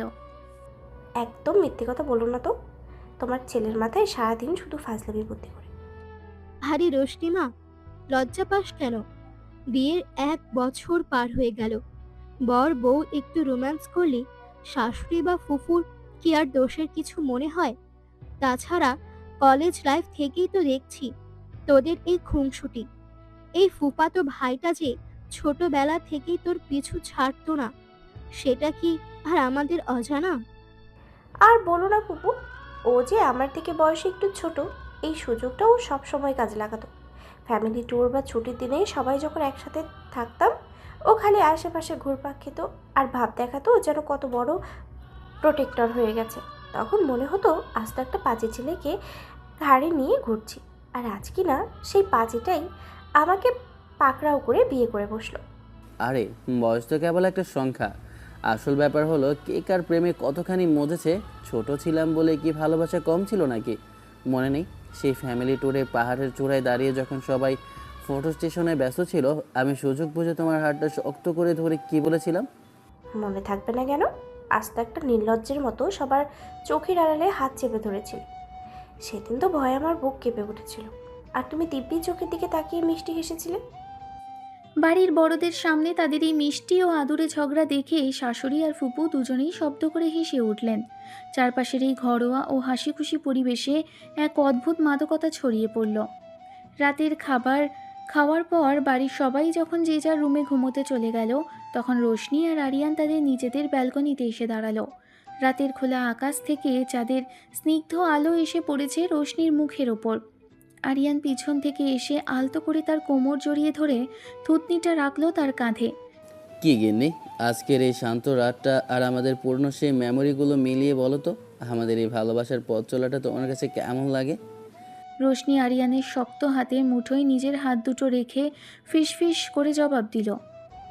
পথচলা কেমন লাগে জানি না, তবে এইটুকু বুঝি, বয়সে একটু ছোট হলেও এই মানুষটার ভালোবাসার গভীরতা আমাকে প্রতি মুহূর্তে অবাক করে। আর সেই পাহাড়ের চূড়ার মুহূর্ত থেকে শুরু করে আজ পর্যন্ত তোমার এই পাগলামিটাই আমার জীবনের সবচেয়ে সুন্দর ভয়। রাতে সেই গভীর ভালোবাসার রেশ কাটতে না কাটতেই গুলশানের ফ্ল্যাটে নতুন দিনের আলো ফুটল। জানালার ফাঁক দিয়ে আসা সোনাঝরা রোদ এসে পড়ছে ড্রয়িং রুমের মেঝেতে। বড় ফুপু আর শাশুড়ি কাজের প্রয়োজনে একটু বাইরে গেছেন। ফ্ল্যাটে তখন বেশ নিরিবিলি পরিবেশ। রাইসা তার নিজের ঘরে ল্যাপটপ নিয়ে একটা অনলাইন ক্লাসে ব্যস্ত। ঠিক সেই মুহূর্তে রাইসার ল্যাপটপে ইন্টারনেট কানেকশনটা হঠাৎ স্লো হয়ে যাওয়ায় সে ড্রয়িং রুমে বসা বড় ভাই আরিয়ানের কাছে এলো। ভাইয়া, আমার অনলাইন ক্লাসের একটা জরুরি অ্যাসাইনমেন্ট সাবমিট করতে হবে, কিন্তু ওয়াইফাইয়ের স্পিড একদম পাচ্ছি না। তোমার ফোনটা একটু দেবে প্লিজ? হটস্পটটা অন করে 2 মিনিটের জন্য একটু কানেক্ট করে নেব। এই নে, হটস্পট অন করা আছে। জলদি তোর কাজ সেরে আমার ফোনটা ফিরিয়ে দিস তো, অফিসের একটা জরুরি মেল পাঠাতে হবে। রাইসা আরিয়ানের হাত থেকে ফোনটা নিয়ে ড্রয়িং রুমের টেবিলে নিজের ল্যাপটপের পাশে রাখলো। আরিয়ান তখন অন্যমনস্কভাবে সোফায় বসে নিজের ল্যাপটপে অফিসের প্রজেক্ট দেখছিল। ঠিক তখনই রাইসার ক্লাসের ফাঁকেই আরিয়ানের সেই ফোনে স্ক্রিন অন হয়ে উপর্যুপরি নোটিফিকেশন বেজে উঠল। মেসেঞ্জার বা ফেসবুকের একটি নোটিফিকেশন স্ক্রিনের উপর ভেসে উঠল। প্রিয়াঙ্কার পাঠানো একটি নতুন মেসেজ। রাইসা তখন ল্যাপটপ থেকে চোখ তুলে ড্রয়িং রুমের টেবিলে রাখা ভাইয়ার ফোনের স্ক্রিনের দিকে তাকাতেই তার চোখ সোজা আটকে গেল সেই নোটিফিকেশনের ছবির ওপর। সে একটু ঝুঁকে ভীষণ কাছ থেকে লেখাগুলো পড়ল। ঠিক সেই মুহূর্তেই কিচেন থেকে 2 কাপ ধোয়া ওঠা গরম কফি নিয়ে ড্রয়িং রুমের দিকে আসছিল রোশনি। টেবিলে রাইসার সামনে রাখা আরিয়ানের ফোনের স্ক্রিনে চোখ পড়তেই রোশনির পায়ের গতি মুহূর্তের মধ্যে থেমে গেল। মুখের হাসির রেখাটা মিলিয়ে গিয়ে বুকের ভেতরটা মোচড় দিয়ে উঠল। এটা কার ফোন? আর কার নোটিফিকেশন স্ক্রিনে জ্বলজ্বল করছে? একটু দেখতে পারি মিস্টার আরিয়ান? প্রিয়াঙ্কার সাথে বসুন্ধরার ক্যাফেতে কবে গেলে? আমাকে তো একটা কথাও বলনি। ও আচ্ছা, ওইটা আর কি। প্রিয়াঙ্কা হুট করে অফিসে এসে হাজির হয়েছিল। অনেকদিন পর দেশে ফিরছে তো, তাই ভাবলাম জাস্ট একটা ক্যাজুয়াল কফি খেয়ে আসি। এটা নিয়ে এত ভাবার বা দেখার কিছু নেই রোশনি। ভাবার কিছু নেই বলছো? আমার থেকে লুকিয়ে আরেক মেয়ের সাথে ক্যাফেতে ডেটিং করে কফি খাওয়াটা তোমার কাছে এত সাধারণ একটা ব্যাপার হয়ে দাঁড়িয়েছে? আর যদি রাইসার অনলাইন ক্লাসের প্রয়োজনে তোমার ফোনটা ওর হাতে না আসতো, তবে কি সত্যি চিরদিনই আমার অগোচরে থেকে যেত? আবার শুরু করলে তো। তুমি সবসময় সামান্য একটা বিষয়কে পাহাড় প্রমাণ বানিয়ে ফেলা কেন বলো তো? একটা পুরনো ফ্রেন্ড দেশে ফিরেছে, সেই জন্য সৌজন্যের খাতিরে একটু দেখা করতেই পারি। এইটার মধ্যে এত সন্দেহ, এত জেরা করার কি আছে? সন্দেহ আমি করছি নাকি তুমি আমার পিঠের পিছনে সব লুকোচুরি খেলছো? সেটা তোমার বিবেককে জিজ্ঞেস করো। তুমি হয়তো মনে করো আমি তোমার থেকে বয়সে একটু ছোট, তাই আমার এই ছোটোখাটো কষ্ট বা অধিকারগুলোর কোনো দাম নেই। যা ইচ্ছে তাই করবে আর আমি কিছু বলবো না, তাই তো? প্লিজ রোশনি, তোমার এই সেন্টিমেন্টাল ডায়লগ আর ওভার রিয়াক্ট করা বন্ধ করো। সারাদিন অফিসের ধকল সামলে বাড়ি ফিরে যদি এই ইগো আর প্যাচাল শুনতে হয়, কার মাথা ঠিক থাকে বলো তো? তোমার এই অতিরিক্ত পজিটিভনেস এখন আমার সহ্য সীমা ছাড়িয়ে যাচ্ছে। আরিয়ানের এই কথাগুলো শোনার পর রোশনি আর নিজেকে সংযত রাখতে পারল না। রাগের চরম সীমায় পৌঁছে সে টেবিল থেকে আরিয়ানের ফোনটা সজোরে ছুঁড়ে মারল ড্রয়িং রুমের দেয়ালের দিকে। একটা তীব্র শব্দে ফোনটা আছড়ে পড়ে চূর্ণ বিচূর্ণ হয়ে দূরে ছিটকে পড়ল। সে আর একটা উচ্চবাচ্য করল না। নিজের ভেতরের কান্নাটা কোনো মতে গিলে ফেলে সে সোজা ড্রয়িং রুম ছেড়ে নিজের বেডরুমে গিয়ে দরজাটা সজোরে বন্ধ করে দিল। দুজনের এই ছোটোখাটো ভুল বোঝাবুঝি আর না বলা অভিমান এক পলকে তাদের সাজানো গোছানো শান্ত দুনিয়াটাকে এক অদ্ভুত থমথমে অন্ধকারে ঢেকে দিল। ঘটনার পর কেটে গেছে প্রায় 3টে দিন। গুলশানের সেই ফ্ল্যাটের ভেতরে থমথমে আর বরফ শীতল পরিবেশটা একটুও কাটেনি। আরিয়া নিজের ভুল বুঝতে পেরে বারবার নানাভাবে রোশনির রাগ ভাঙানোর চেষ্টা করেছে, কিন্তু রোশনি অভিমান আর ক্ষোভে প্রতিবারই মুখ ফিরিয়ে একদম ইগনোর করে চলে গেছে। দুপুরবেলা ড্রয়িং রুমে যখন কেউ ছিল না, তখন আরিয়ান আস্তে করে এসে রোশনির ঠিক সামনে দাঁড়ালো। রোশনি তখন জানালার দিকে মুখ ফিরিয়ে দাঁড়িয়েছিল। আর কত এভাবে মুখ ফিরে থাকবে বলো তো? সেদিন ক্যাফেতে যাওয়ার ব্যাপারটা আমি ভুল বুঝেছিলাম, ঠিক আছে, কিন্তু তাই বলে এভাবে কথা বলা বন্ধ করে দেবে? প্লিজ একটু ক্ষমা করে দাও। আমার সাথে এই মুহূর্তে কোনো কথা বলার দরকার নেই মিস্টার আরিয়ান। নিজের কাজের সময় নিজের মতোই থাকো, আমাকে আমার মতো থাকতে দাও। কথাগুলো বলেই রোশনি সেখান থেকে এক পায়ে হেঁটে নিজের রুমের দিকে চলে গেল। আরিয়ান শুধু দীর্ঘশ্বাস ফেলে নিরাশ হয়ে দাঁড়িয়ে রইল। বিকেলবেলা রোশনি যখন কিচেনে কিছু একটা গুছিয়ে নিচ্ছিল, তখন আরিয়ান এসে আলতো করে কিচেনের দরজার ফ্রেমে হাত রাখল। এভাবে নিজেকে শাস্তি দিচ্ছ কেন রোশনি? আমি তো নিজেই বলছি আমার তরফ থেকে ভুল হয়েছে। একটু হাসো তো প্লিজ। এভাবে না খেয়ে আর চুপ করে থেকে নিজের শরীর খারাপ করো না। আমার জীবন ভালো আছে কি খারাপ আছে তা নিয়ে আপনারা তো মাথা না ঘামালেও চলবে। দয়া করে এখন একটু বাইরে যান, আমার কাছে ডিস্টার্ব করবেন না। রোশনির এই একরোখা অভিমান আর কঠিন উপেক্ষা আরিয়ানের সমস্ত আর্জিকে এক নিমেষে ধূলিসাৎ করে দিল। সে আর কিছু না বলে চুপচাপ সেখান থেকে সরে গেল। দুজনের এই না বলা দূরত্ব আর শীতলতা ঘরের বড়দের চোখ এড়ায়নি। রাতে খাওয়ার টেবিলে সবাই একসাথে বসার পর বাড়ির শাশুড়ি আর বড় ফুপু বিষয়টি নিয়ে মুখ খুললেন।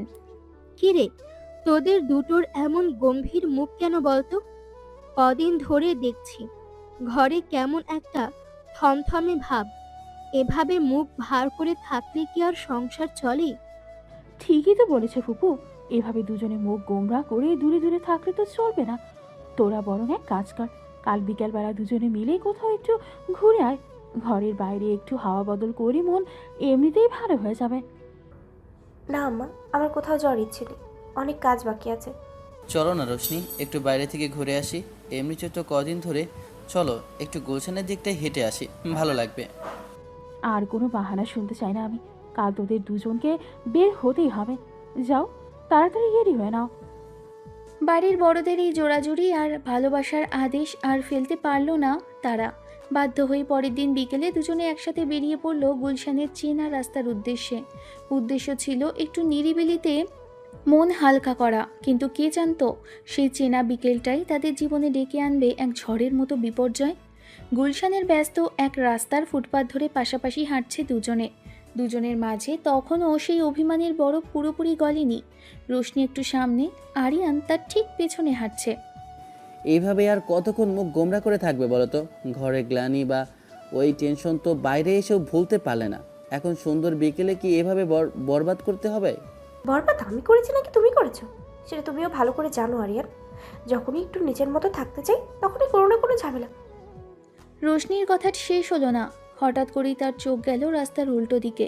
ফুটপাত থেকে একটা ছোট শিশু অসাবধানতা বশত দৌড়ে সোজা ব্যস্ত রাস্তার মাঝখানে চলে গেছে, আর ওদিক থেকে একটা দ্রুতগতির গাড়ি নিয়ন্ত্রণ হারিয়ে সেটির দিকে ছুটে আসছে। ওই বাচ্চাটাকে দেখো। ব্রেক কষা তীব্র একটা শব্দ, আর তারপরেই ভারী এক আঘাতের শব্দ। আরিয়ান! রাস্তার মাঝে রক্তাক্ত অবস্থায় পড়ে আছে আরিয়ান। চারপাশের মানুষজন শোরগোল তুলে ছুটে আসছে। রোশনি দৌড়ে গিয়ে হাঁটু গেড়ে মাটিতে বসে আরিয়ানের মাথাটা নিজের কোলের ওপর তুলে নিল। আরিয়ান, চোখ খোলো, আমার দিকে দেখো। তুমি কিছু হতে দেবো না, প্লিজ প্লিজ, চোখ খোলো। চারপাশ থেকে লোকজন ছুটে এসে ঘিরে ধরেছে রক্তে ভেসে যাওয়া রাস্তাটা। অ্যাম্বুলেন্সের সাইরেনের শব্দে ভারী হয়ে উঠেছে গুলশানের চারপাশ। কোনো মতে অ্যাম্বুলেন্সে করে আরিয়ানকে হাসপাতালে নিয়ে যাওয়া হলো। ইমার্জেন্সির সামনেই তখন এক চরম আতঙ্কজনক ও থমথমে পরিস্থিতি। একটু পরেই ডাক্তার অপারেশন থিয়েটার থেকে বের হয়ে এলেন। তার মুখের গম্ভীর অভিব্যক্তি দেখে সবার বুক কেঁপে উঠল। রোশনি ছুটে গিয়ে ডাক্তারের সামনে গিয়ে দাঁড়ালো। তার গলা দিয়ে কোনো আওয়াজ বের হচ্ছিল না। ডক্টর, আরিয়ান কেমন আছে? ওকে একটু দেখতে দেবেন? বলুন না, ও ঠিক আছে তো? আমরা আমাদের দিক থেকে সর্বোচ্চ চেষ্টা করেছি, কিন্তু তার অবস্থা অত্যন্ত সংকটজনক। অতিরিক্ত রক্তক্ষরণ হয়েছে এবং মাথায় আঘাতটি খুবই মারাত্মক। এই মুহূর্তে যা পরিস্থিতি, আপনারা আল্লাহর উপর ভরসা রাখুন। ডাক্তারের এই কথাগুলো শোনার পর রোশনির পায়ের তলার মাটি যেন সরে গেল। সে আর নিজেকে সামলাতে না পেরে হাসপাতালের করিডোরের হোয়াইট ওয়াশ করা দেওয়ালে সজোরে পিঠ ঠেকিয়ে ধপ করে মেঝেতে বসে পড়ল। না, এটা হতে পারে না। আমার সামান্য একটু অভিমান আর জেদের মূল্য দিতে গিয়ে আজ ও নিজের জীবন বাজি রেখে দিল। আমি তো শুধু একটু রাগই করেছিলাম। এমন শাস্তি কেন দিলে আমার ঈশ্বর? হাসপাতালের দীর্ঘ করিডোরে রোশনি সেই কান্নার আওয়াজ আর চারপাশের মানুষের দীর্ঘশ্বাস মিলেমিশে একাকার হয়ে গেল। যে মানুষটার সাথে কদিন আগেও জমে থাকা অভিমান আর না বলা দূরত্বের দেয়াল তোলার চেষ্টা চলছিল, আজ সেই মানুষটার নিঃশ্বাসটুকু টিকিয়ে রাখার আকুতি হয়ে উঠল তার একমাত্র প্রার্থনা। কাজ ঘেরা আইসিইউর বাইরে থমকে আছে পুরো সময়টা। ভেতরে জীবন আর মৃত্যুর লড়াই লড়ছে আরিয়ান, আর বাইরে কাঁচের দেয়ালের ওপারে দাঁড়িয়ে ফ্যালফ্যাল করে তাকিয়ে আছে রোশনি। তার চোখের জল যেন ফুরিয়ে গেছে। বুকের ভেতরটা কেবল একটা শূন্যতায় হাহাকার করছে। 3 দিন বেরিয়ে গেছে, ডাক্তারের মুখে এখনো কোনো আশার বাণী নেই। আইসিইউ নিস্তব্ধ পরিবেশে কেবল মেশিনের নিখুঁত শব্দটাই জানান দিচ্ছে আরিয়ানের বেঁচে থাকার লড়াই। তুমি আমাকে এত সহজেই শাস্তি দিয়ে চলে যেতে পারো না আরিয়ান। আমার সামান্য এই অভিমান আর জেদের কি এতটাই দাম ছিল? আমি তো শুধু চেয়েছিলাম একটু বেশি করে আমাকে ভালোবাসো, একটু বেশি সময় দাও। তারপরে এই নয় যে আমি তোমাকে হারিয়ে ফেলার জন্য এত বড় শাস্তি নেব। রোশনির কান্নার শব্দে করিডোরের কোণে দাঁড়িয়ে থাকা শাশুড়ি আর বড় ফুপুও নিজেদের চোখের জল আর আটকে রাখতে পারলেন না। ফুপু এসে আলতো করে রোশনির কাঁধে হাত রাখলেন। এভাবে ভেঙে পড়িস না রে মা, ও এত জেদি একটা ছেলে, ও ঠিক তোর কাছে ফিরে আসবে, দেখিস, খোদার উপর ভরসা রাখ। ঠিক সেই মুহূর্তে আইসিইউর ভেতরের মনিটরের শব্দে একটা পরিবর্তন লক্ষ্য করা গেল। ডাক্তাররা দ্রুত ভেতরে প্রবেশ করলেন। রোশনি আতঙ্কে কাঁচের দেয়ালে মুখ চেপে ধরে রুদ্ধশ্বাসে তাকিয়ে রইল, ভেতরে কি হচ্ছে তা দেখার জন্য। আইসিইউর ভেতরে তখন চিকিৎসকদের দৌড়ঝাঁপ শুরু হয়ে গেছে। সিনিয়র ডাক্তার মনিটরের দিকে তাকিয়ে দ্রুত হাতে কিছু ইঞ্জেকশন পুশ করতে বললেন। কাঁচের বাইরে দাঁড়িয়ে রোশনির বুকটা যেন কেঁপে কেঁপে উঠছিল। কয়েক মুহূর্তে সেই চরম উৎকণ্ঠা কাটিয়ে হঠাৎ করেই মনিটরে হার্টবিটের গ্রাফটা আবার স্বাভাবিক ছন্দে ফিরে এলো। ডাক্তারদের মুখের ক্লান্তি কাটিয়ে এক স্বস্তির হাসি ফুটে উঠল। মিনিট 10 পরে সিনিয়র ডাক্তার দরজা খুলে বাইরে বেরিয়ে এলেন। রোশনি ছুটে গিয়ে দরজার সামনে এসে দাঁড়ালো। আপনাদের দুশ্চিন্তা কেটে গেছে, উনি অলরেডি ডেঞ্জারাস জোনের বাইরে চলে এসেছেন। আলহামদুলিল্লাহ, ওনার বডি রেসপন্স করা শুরু করেছে, তবে এই মুহূর্তে ওনাকে সম্পূর্ণ বিশ্রামে থাকতে হবে। ডাক্তারের মুখে এই কথা শোনার পর রোশনির পায়ের নিচ থেকে যেন শেষটুকু বরফও গলে জল হয়ে গেল। সে 2 হাত দিয়ে মুখ ঢেকে করিডোরের মেঝেতে বসে পড়ে স্বস্তির দীর্ঘশ্বাস ফেলল। সমস্ত অভিমান, রাগ আর ক্ষোভ ধুয়ে মুছে একাকার হয়ে গেল চোখের জলে। 2 দিন পর আরিয়ানকে কেবিনে স্থানান্তর করা হলো। রোশনি আলতো পায়ে কেবিনের দরজা ঠেলে ভেতরে প্রবেশ করল। বিছানায় শুয়ে থাকা আরিয়ান তখন ক্লান্ত চোখে জানালার বাইরে রোদের দিকে তাকিয়েছিল। রোশনিকে ঘরে ঢুকতে দেখে সে একটু মৃদু হাসার চেষ্টা করলো। আর কিছু বলার আছে তোমার? ওইভাবে জীবন বাজি রেখে হিরো সাজার শখ কার থেকে পেয়েছিলে? হিরো সাদার শখ আমার ছিল না রে গিন্নি, শুধু ভয় হচ্ছিল যদি আমার ওই একটা ভুলের কারণে সারা জীবনের জন্য তোমাকে হারিয়ে ফেলি। তবে তো সত্যি সত্যি আমার আর বেঁচে থাকার কোনো মানেই থাকতো না। আর কখন এমন বোকামি করবে না। আমি সব ক্ষমা করে দিয়েছি, শুধু শুধু তুমি সুস্থ হয়ে আমার কাছে ফিরে এসো। আরিয়ান তার দুর্বল হাত দুটো বাড়িয়ে রোশনির মাথাটা আলতো করে নিজের বুকের সাথে জড়িয়ে ধরল। সমস্ত ভুল বোঝাবুঝি, অভিমান আর মেঘ কেটে গিয়ে তাদের ভালোবাসার আকাশটা আবার নতুন আলোয় ঝলমল করে উঠল। বেশি কথা বলবে না একদম। সেদিন হাসপাতালের ডাক্তারের সামনে যা অবস্থা হয়েছিল সে কথা কি ভুলে গেছো? এখন তো শাস্তি ঠিক মতো শেষই হয়। আচ্ছা বাবা, মানলাম আমারই সব ভুল ছিল। এখন এই রাগি মুখটা একটু বন্ধ করে এই মিষ্টি আবেরটা মুখে ফেলো তো দেখি। পটিয়ে নেওয়ার খুব বুদ্ধি হয়েছে, তাই না? তবে হ্যাঁ, সেদিন ওই গাড়িটার সামনে যেভাবে ঝাঁপিয়ে পড়েছিলে না, ওই বোকামিটা আর কখনো করলে আমার চেয়ে খারাপ আর কেউ হবে না বলে দিলাম। আর কখনো এমন সুযোগই দেব না যে তোমাকে কাঁদতে হয়। সেদিন হারিয়ে ফেলার ভয়টা আমাকে শিখিয়ে দিয়েছে তোমার সাথে সামান্য অভিমানের চেয়ে তোমাকে ছাড়া বেঁচে থাকাটা কতটা কঠিন। আরিয়ানের হাতের উষ্ণ ছোঁয়া আর চোখের সেই গভীর মায়া নিমেষেই মুছে দিল অতীতের সব জমানো কালো মেঘ। রোশনি আর কোনো কথা না বলে আলতো করে মাথা এলিয়ে দিল আরিয়ানের কাঁধে। জীবনের পথ যতই কঠিন হোক না কেন, ভালোবাসার এই চিরন্তন আলোয় তাদের নতুন অধ্যায় আরও সুন্দর হয়ে উঠল। ঘটনার মাসখানেক পর গুলশানের সেই ফ্ল্যাটটাতে এখন আর আগের সেই থমথমে পরিবেশ নেই, বরং পুরো বাড়িটা জুড়ে এখন এক নতুন আনন্দ আর প্রাণ চাঞ্চল্যের আমেজ। আরিয়ান এখন পুরোপুরি সুস্থ, নিজের কাজেও ফিরতে শুরু করেছে। বিকেলবেলা ড্রয়িং রুমের সোফায় সবাই মিলে একসাথে চা খাওয়ার আসর বসেছে। বড় ফুফু আর শাশুড়ি এক কাপ করে চা হাতে নিয়ে বেশ রসিয়েই গল্প শুরু করলেন। কথাগুলো যে কোন দিকে মোড় নিতে চলেছে তা বুঝতে পেরে আরিয়ান আর রোশনি দুজনেই একটু আড়ষ্ট হয়ে গেল। কি রে আরিয়ান, তোর তো এখন অফিসও স্বাভাবিক হয়ে এলো, আর রোশনিও তো নিজের পড়াশোনা বা ঘরের কাজ নিয়ে বেশ গুছিয়ে নিয়েছে। তোরা এবার একটু সিরিয়াসলি ফ্যামিলি বাড়ানোর কথা ভাবিস না কেন বলতো? আমাদের ঘরে একটা ছোট্ট কচি মুখ কবে দেখাবি? একদম ঠিক কথা বলেছিস আপা।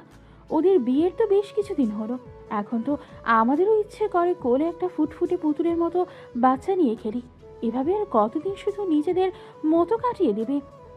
কি যে বলো ফুপি, আর আম্মাও শুরু করলে। আমাদের বিয়ের বয়স কতদিন হলো, আর এখনই এসব নিয়ে পড়ে গেলে? তাছাড়া আমি তো সবই আমার পড়াশোনা আর বাকি কাজগুলো গুছিয়ে নিচ্ছি, এখনই এসব নিয়ে ভাবার কোনো তাড়া নেই আমার। ঠিকই তো বলেছে রোশনি। তাছাড়া এত তাড়াতাড়ি একটা নতুন দায়িত্ব নেওয়ার চেয়ে নিজেদের এখনকার সময়টা একটু গুছিয়ে নেওয়া ভালো নাকি বলো? আরে রাগ তোদের গোছগাছ, আমাদের বয়স হয়েছে। আমরা কি সারাদিন তোদের এই ল্যাপটপ আর অফিসিয়াল প্যাচাল দেখবো নাকি? একটা বাচ্চা এলে ঘরটার আলোই পাল্টে যাবে, সেটা কি তোরা বুঝিস না? ঠিক বলেছে আপা, তোদের মুখে যতই বাহানা থাক না কেন, আগামী 1 বছরের মধ্যে আমাদের কিন্তু একটা ভালো খবর চাই। এ নিয়ে আর কোনো টাল বাহানা চলবে না বলে দিলাম।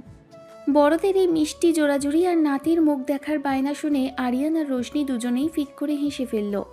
রোশনি লজ্জায় মাথা নিচু করে রইল, আর আরিয়ান মৃদু হেসে তার হাতটা নিজের মুঠোয় চেপে ধরল। অতীতের সমস্ত ঝড়ঝাপটা পেরিয়ে তাদের এই ছোট্ট সংসারটি যেন নতুন এক সুদূর ভবিষ্যতের সুন্দর স্বপ্নের আলোয় উজ্জ্বল হয়ে উঠল। রাতের নীরবতা নেমে আসতেই গুলশানের ফ্ল্যাটের ড্রয়িং রুমের চঞ্চলতা কাটিয়ে আরিয়ান আর রোশনি নিজেদের বেডরুমে এসে প্রবেশ করল। সারা দিনের বড়দের সেই কথার রেস তখনও যেন বাতাসে কিছুটা ভেসে আছে। দরজাটা বন্ধ করে দিয়েই রোশনি একটু ক্লান্ত ভঙ্গিতে ড্রেসিং টেবিলের সামনে দাঁড়ালো। ঠিক তখনই পেছন থেকে এসে তাকে জড়িয়ে ধরল আরিয়ান। ফুপু আর আমার কথাগুলো কিন্তু মন্দ বলেনি, কি বলো গিন্নি?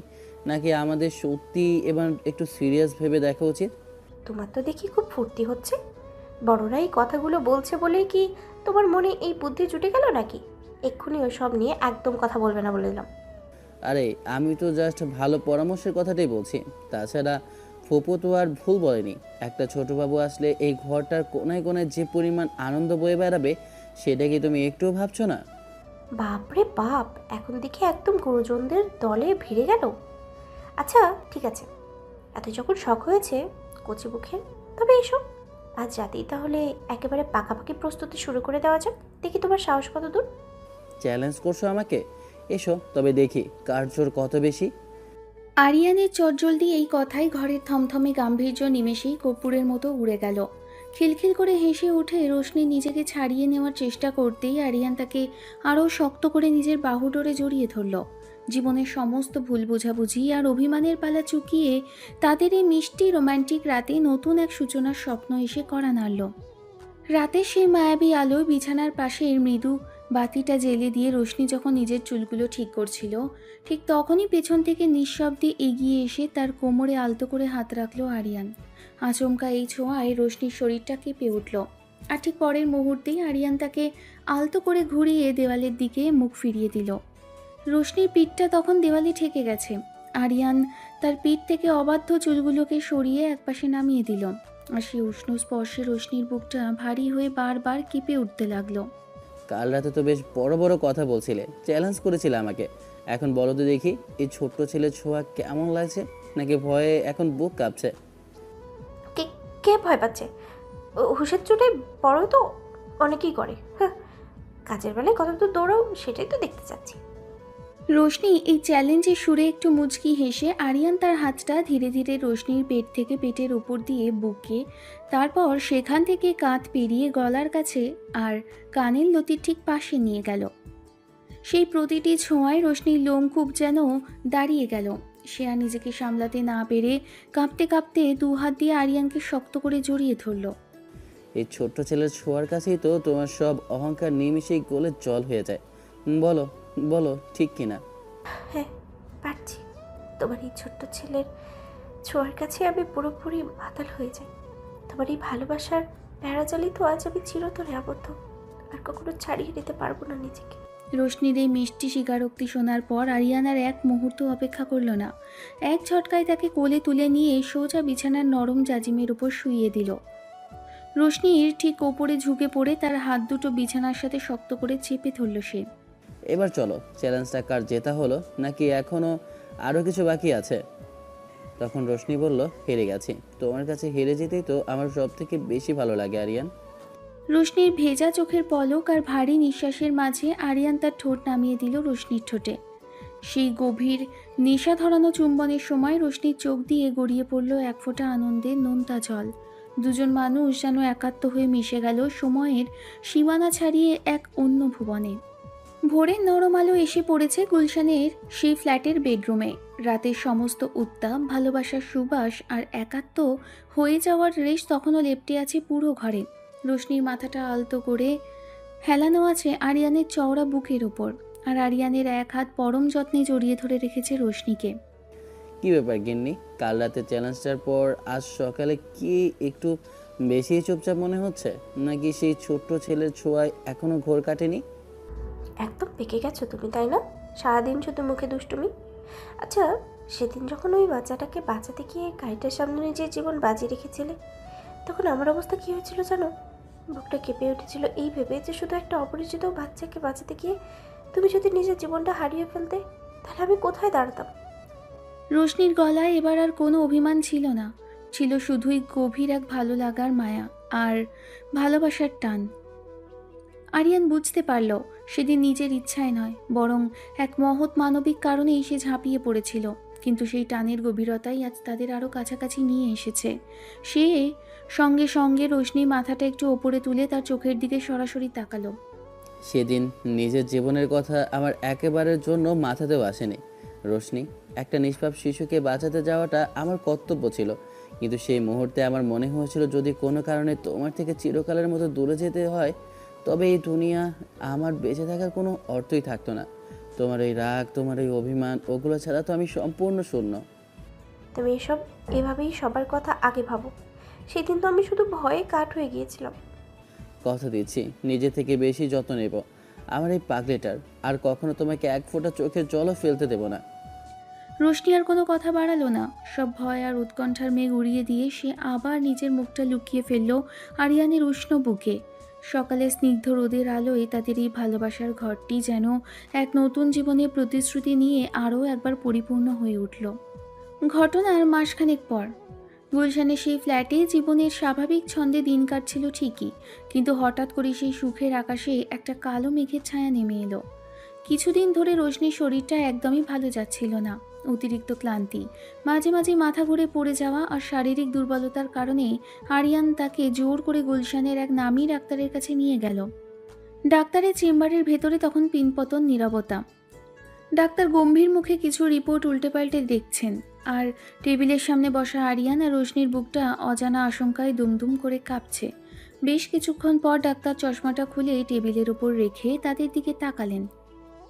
দেখুন, রোশনির শারীরিক কিছু ইন্টারনাল জটিলতা ধরা পড়েছে।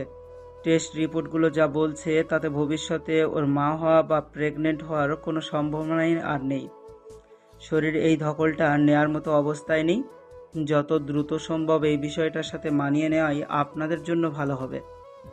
ডাক্তারের এই একটি মাত্র বাক্য যেন আস্ত একটা পাহাড় ভেঙে ফেলল রোশনির মাথার ওপর। তার চোখের পলক দুটো স্থির হয়ে গেল, গলা দিয়ে আর কোনো শব্দ বের হলো না। আরিয়ান এক মুহূর্তের জন্য পাথরের মূর্তির মতো বসে রইল, যেন সে বিশ্বাসই করতে পারছে না ডাক্তার কি বলে গেল।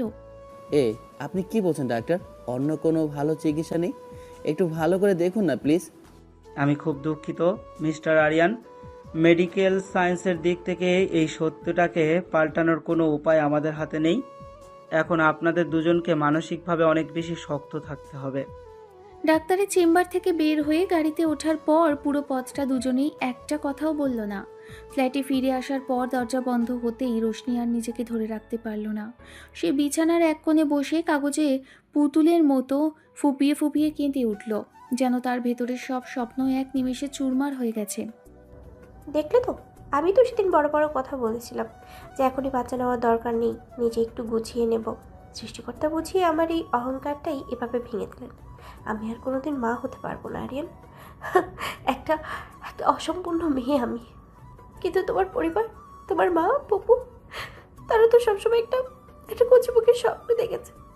আমি যে তাদের সেই আশা কোনোদিনও পূরণ করতে পারবো না আরিয়ান।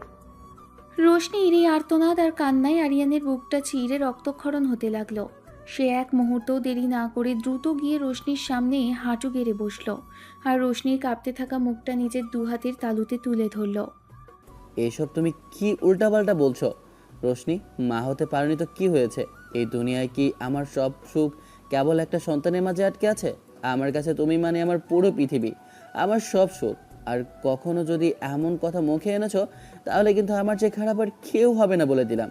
তোমার মা ফুপু, তারা তো সব সময় একটা কচি মুখের স্বপ্ন দেখেছে। আমি যে তাদের সেই আশা কোনোদিনই পূরণ করতে পারবো না আরি। আমার পরিবার তোমাকে ভালোবেসেছে, কোনো শর্তে ভালোবাসেনি। আর যদি ওই অধিকারের কথা বলো তবে আজ পরিষ্কার করে বলছি, সন্তান না হোক আমার জীবনে তোমার চেয়ে দামি বা গুরুত্বপূর্ণ আর কেউই কোনোদিন ছিল না, থাকবেও না। এই কান্নার জল আজকেই শেষ, এরপর আর কখনো তোমাকে কাঁদতে দেবো না আমি। রোশনি আর কিছু বলতে পারল না। সব ঝড়ঝাপটা নিয়তির এই নির্মম আঘাতের সামনে দাঁড়িয়েও আরিয়ানের এই বুক ভরা ভালোবাসা আর পরম আশ্রয় তাকে যেন নতুন করে বেঁচে থাকার সাহস জুগিয়ে দিল। ডাক্তারের চেম্বার থেকে ফেরার পর থেকেই গুলশানের ফ্ল্যাটের বায়ুমণ্ডল ধীরে ধীরে পাল্টাতে শুরু করলো। ডাক্তার যে সত্যটা জানিয়ে দিয়েছিলেন তা প্রথমে শুধু দুজনের মধ্যে সীমাবদ্ধ থাকলেও সময়ের সাথে সাথে তা আর গোপনীয় রইল না। আরিয়ানের পরিবার, বিশেষ করে ফুপু আর শাশুড়ি যখন এই সত্যিটা জানতে পারলেন, তখন তাদের সেই আগের স্নেহময়ী রূপটা আর রইল না। সেদিন দুপুরের দিকে পারিবারিক এক দাওয়াতে ফুপু আর শাশুড়ি ড্রয়িং রুমে বসে ফিসফিস করে কথা বলছিলেন, আর রোশনি কিচেন থেকে পানি নিয়ে আসার সময় তাদের সেই কটু কথাগুলো পরিষ্কার শুনতে পেলেন। দেখলি তো কপালটা, এত সাথের সংসারটা একেবারে মাটি হয়ে গেল। একটা বংশের প্রদীপ জ্বালানোর যার ভাগ্যেই নেই, তাকে আর ঘরে রেখে লাভ কি বল? আরিয়ান যদি একটু শক্ত হয়ে অন্য কিছু না ভাবে তবে তো পুরো জীবনটাই শেষ। ঠিকই বলেছিস, আমরা তো কত স্বপ্ন দেখেছিলাম, আর ও কিনা শেষে এই রোগ নিয়ে এলো। পুরুষ মানুষ কতদিন আর এমন একটা অপূর্ণ বউয়ের সাথে সারা জীবন কাটিয়ে দেবে বল? দেখি, আরিয়ানকে আজই এই বিষয় পরিষ্কার করে বলতে হবে। কাঁচের গ্লাসটা রোশনির হাত থেকে প্রায় খসে পড়ার উপক্রম হলো। বুক চিরে কান্নার এক তীব্র জোয়ার উঠে এলো গলায়, কিন্তু সে কোনো মতে নিজেকে সামলে রান্নাঘরের এক কোণে দাঁড়িয়ে নিঃশব্দে চোখ মুছল। সে বুঝতে পারল তার এই শূন্যতাই আজ তার জীবনের সবথেকে বড় অপরাধ হয়ে দাঁড়িয়েছে। এদিকে শুধু পরিবার নয়, কাজের ব্যস্ততার অজুহাতে আরিয়ানও যেন দিন দিন একটু কেমন যেন বদলে যেতে শুরু করলো। অফিসার প্রজেক্টের নাম করে সে আগের মতো আর রোশনিকে সময় দেয় না। রাতের বেলা ঘরে ফিরেও সে ল্যাপটপে মুখ গুজে থাকে, কিংবা ক্লান্তির ছুতোয় রোশনির দিকে ফিরেও তাকায় না। গভীর রাতে বিছানায় শুয়ে শুয়ে রোশনি যখন শূন্য দৃষ্টিতে সিলিংয়ের দিকে তাকিয়ে থাকে, তখন আরিয়ানের এই দূরত্ব তার বুকে তুষের আগুনের মতো জ্বলতে থাকে। একদিন আর সহ্য করতে না পেরে রোশনি সরাসরি চড়াও হলো আরিয়ানের উপর। সারাদিন তো অফিসার বাইরে, লোকজনকে সময় দাও, আর ঘরে ফিরে এমন পাথরের মতো মুখ করে বসে থাকো কেন? তোমার কি মনে হচ্ছে না যে আমার সাথে কথা না বলে তুমি আমাকে শাস্তি দিচ্ছ? আবার শুরু করলে কেন এই এক চ্যাপ্টার? সারাদিন মাথার ভেতর একটা প্রচণ্ড প্রেশার নিয়ে ঘরে ফিরি, আর এসে যদি তোমার এই প্রতিদিনের চেরাচেরামি শুনতে হয়, কার মাথা ঠিক থাকে বলো তো? একটু শান্তিতে থাকতে দেবে আমাকে? শান্তিতে তো তুমিই থাকতে দিচ্ছ না। ফুপু আর আম্মা যখন আমাকে নিয়ে ওই কটূক্তিগুলো করছিল, তখন তো তোমার মুখ থেকে একটা টু শব্দও বের হয়নি। কেন? ওদের এই কথাগুলো কি তোমার নিজের মনেও বিষের মতো কাজ করছে নাকি? তুমিও কি আর সবার মতোই আমাকে এখন একটা বোঝা মনে করছো? মুখ সামলে কথা বলো রোশনি, যা তা বকবক করা একটা সীমা থাকা উচিত। সবার উপর দোষ চাপানো তোমার একটা অভ্যাসে দাঁড়িয়ে গেছে। সারাদিন কাজের মধ্যে থেকে এসে তোমার এই সন্দেহ আর বকবক শোনার মতো মানসিক অবস্থা আমার আর নেই। সন্দেহ করছি আমি? তোমার পরিবার আমাকে অসম্পূর্ণ বলে অপমান করছে, আর তুমি তাদের বিরুদ্ধে একটা কথাও না বলে উল্টে আমার উপরে চিৎকার চেঁচামেচি করছো। আজ যদি আমার জায়গায় অন্য কেউ হতো, তুমি কি ঠিক এভাবেই চুপ করে থাকতে?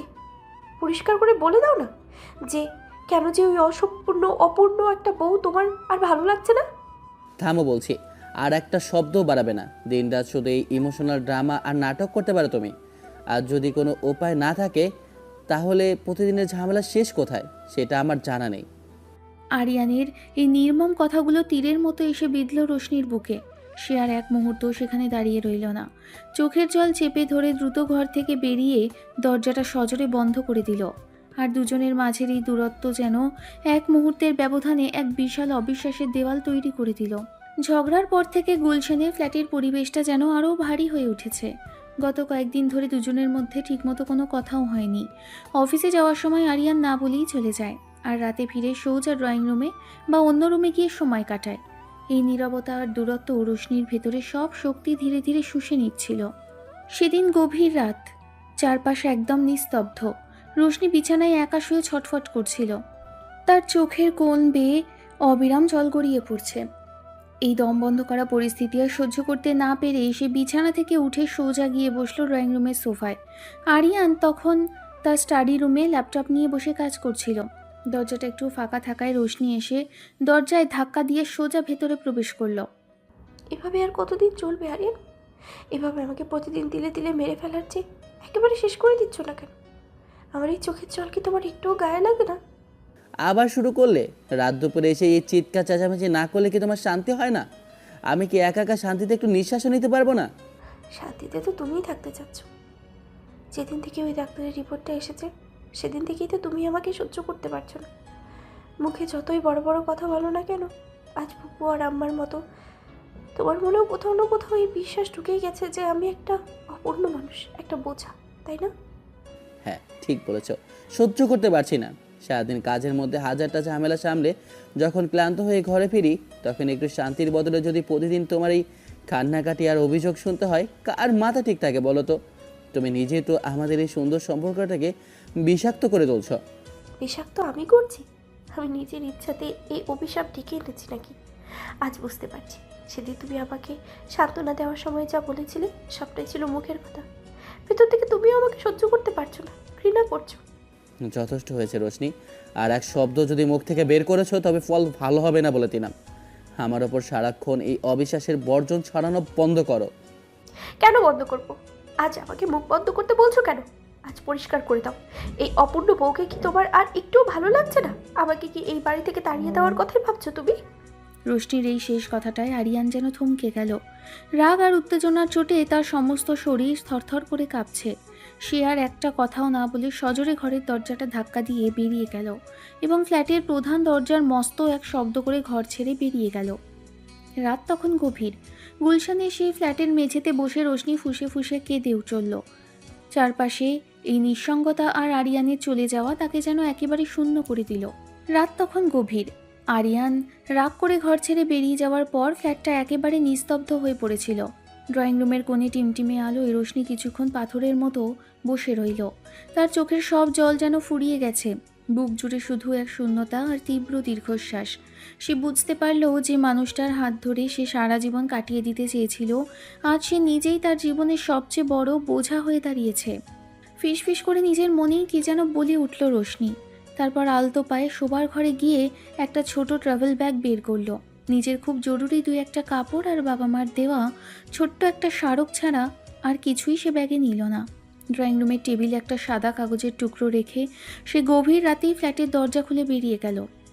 ভোর হওয়ার ঠিক আগ মুহূর্তে আরিয়ান যখন গুলশানের ফ্ল্যাটে ফিরে এলো, তখন তার মনের সমস্ত রাগ আর অহংকার কর্পূরের মতো উড়ে গেছে। সারা রাত ফাঁকা রাস্তায় ঘুরে সে বুঝতে পেরেছে রোশনির ওপর সে কতটা অন্যায় করেছে। নিজের ভুল বুঝতে পেরেই সে দরজা খুলে ভেতরে ঢুকলো। রোশনি, রোশনি, কোথায় তুমি? শুনছো?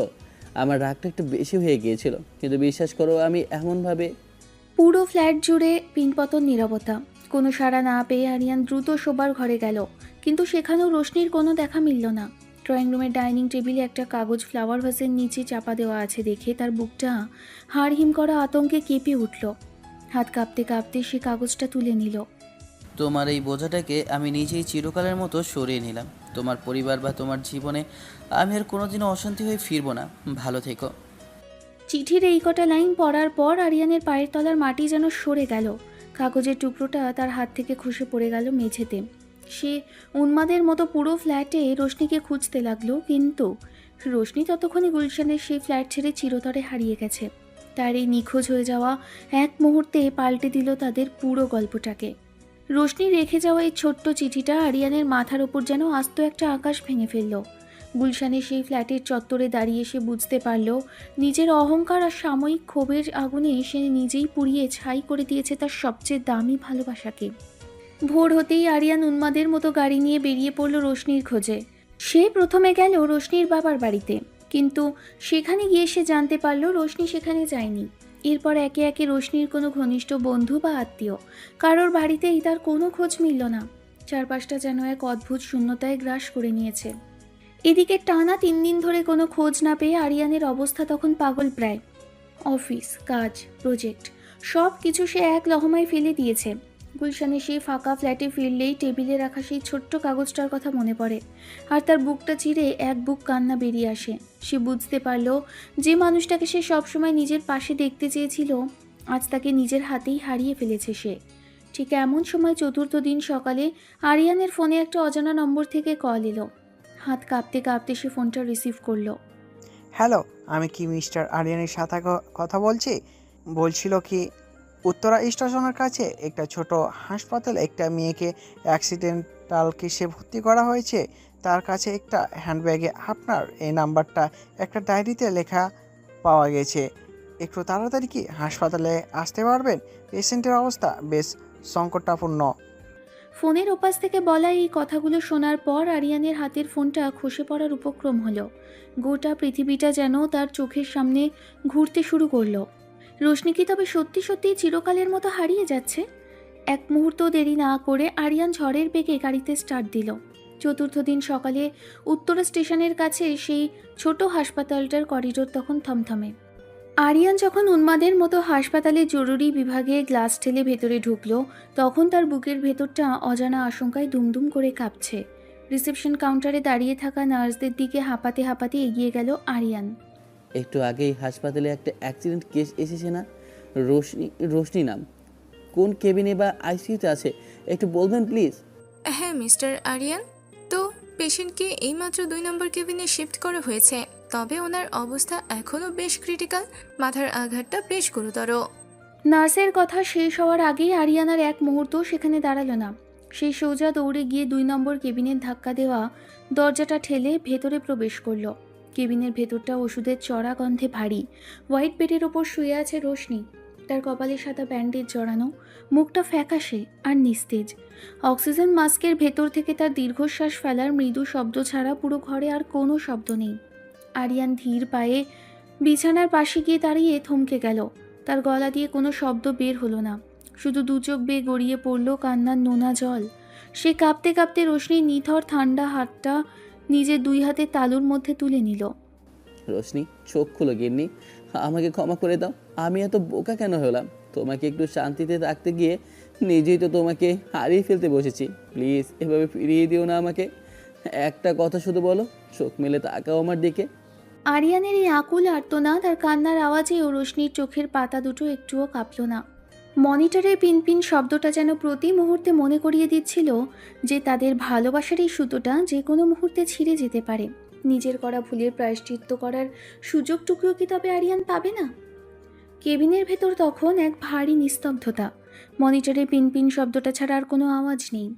আরিয়ান রোশনির ঠান্ডা হাতটা নিজের বুকে চেপে ধরে পাথরের মতো বসে আছে। ঠিক এমন সময় কেবিনের দরজাটা হালকা শব্দ করে খুলে গেল। কেবিনের ভেতরে পা রাখলেন আরিয়ানের মা আর বড় ফুপু। তাদের চোখে মুখেও চরম উৎকণ্ঠা আর অনুশোচনার ছাপ স্পষ্ট। এতদিন যে অহংকার আর কটু কথার কারণে এই বড় ঝড়টা এসেছিল, আজ এই হাসপাতালের বিছানায় রোশনির মুমূর্ষু অবস্থা দেখে তাদের সেই ভুল ভেঙে গেছে।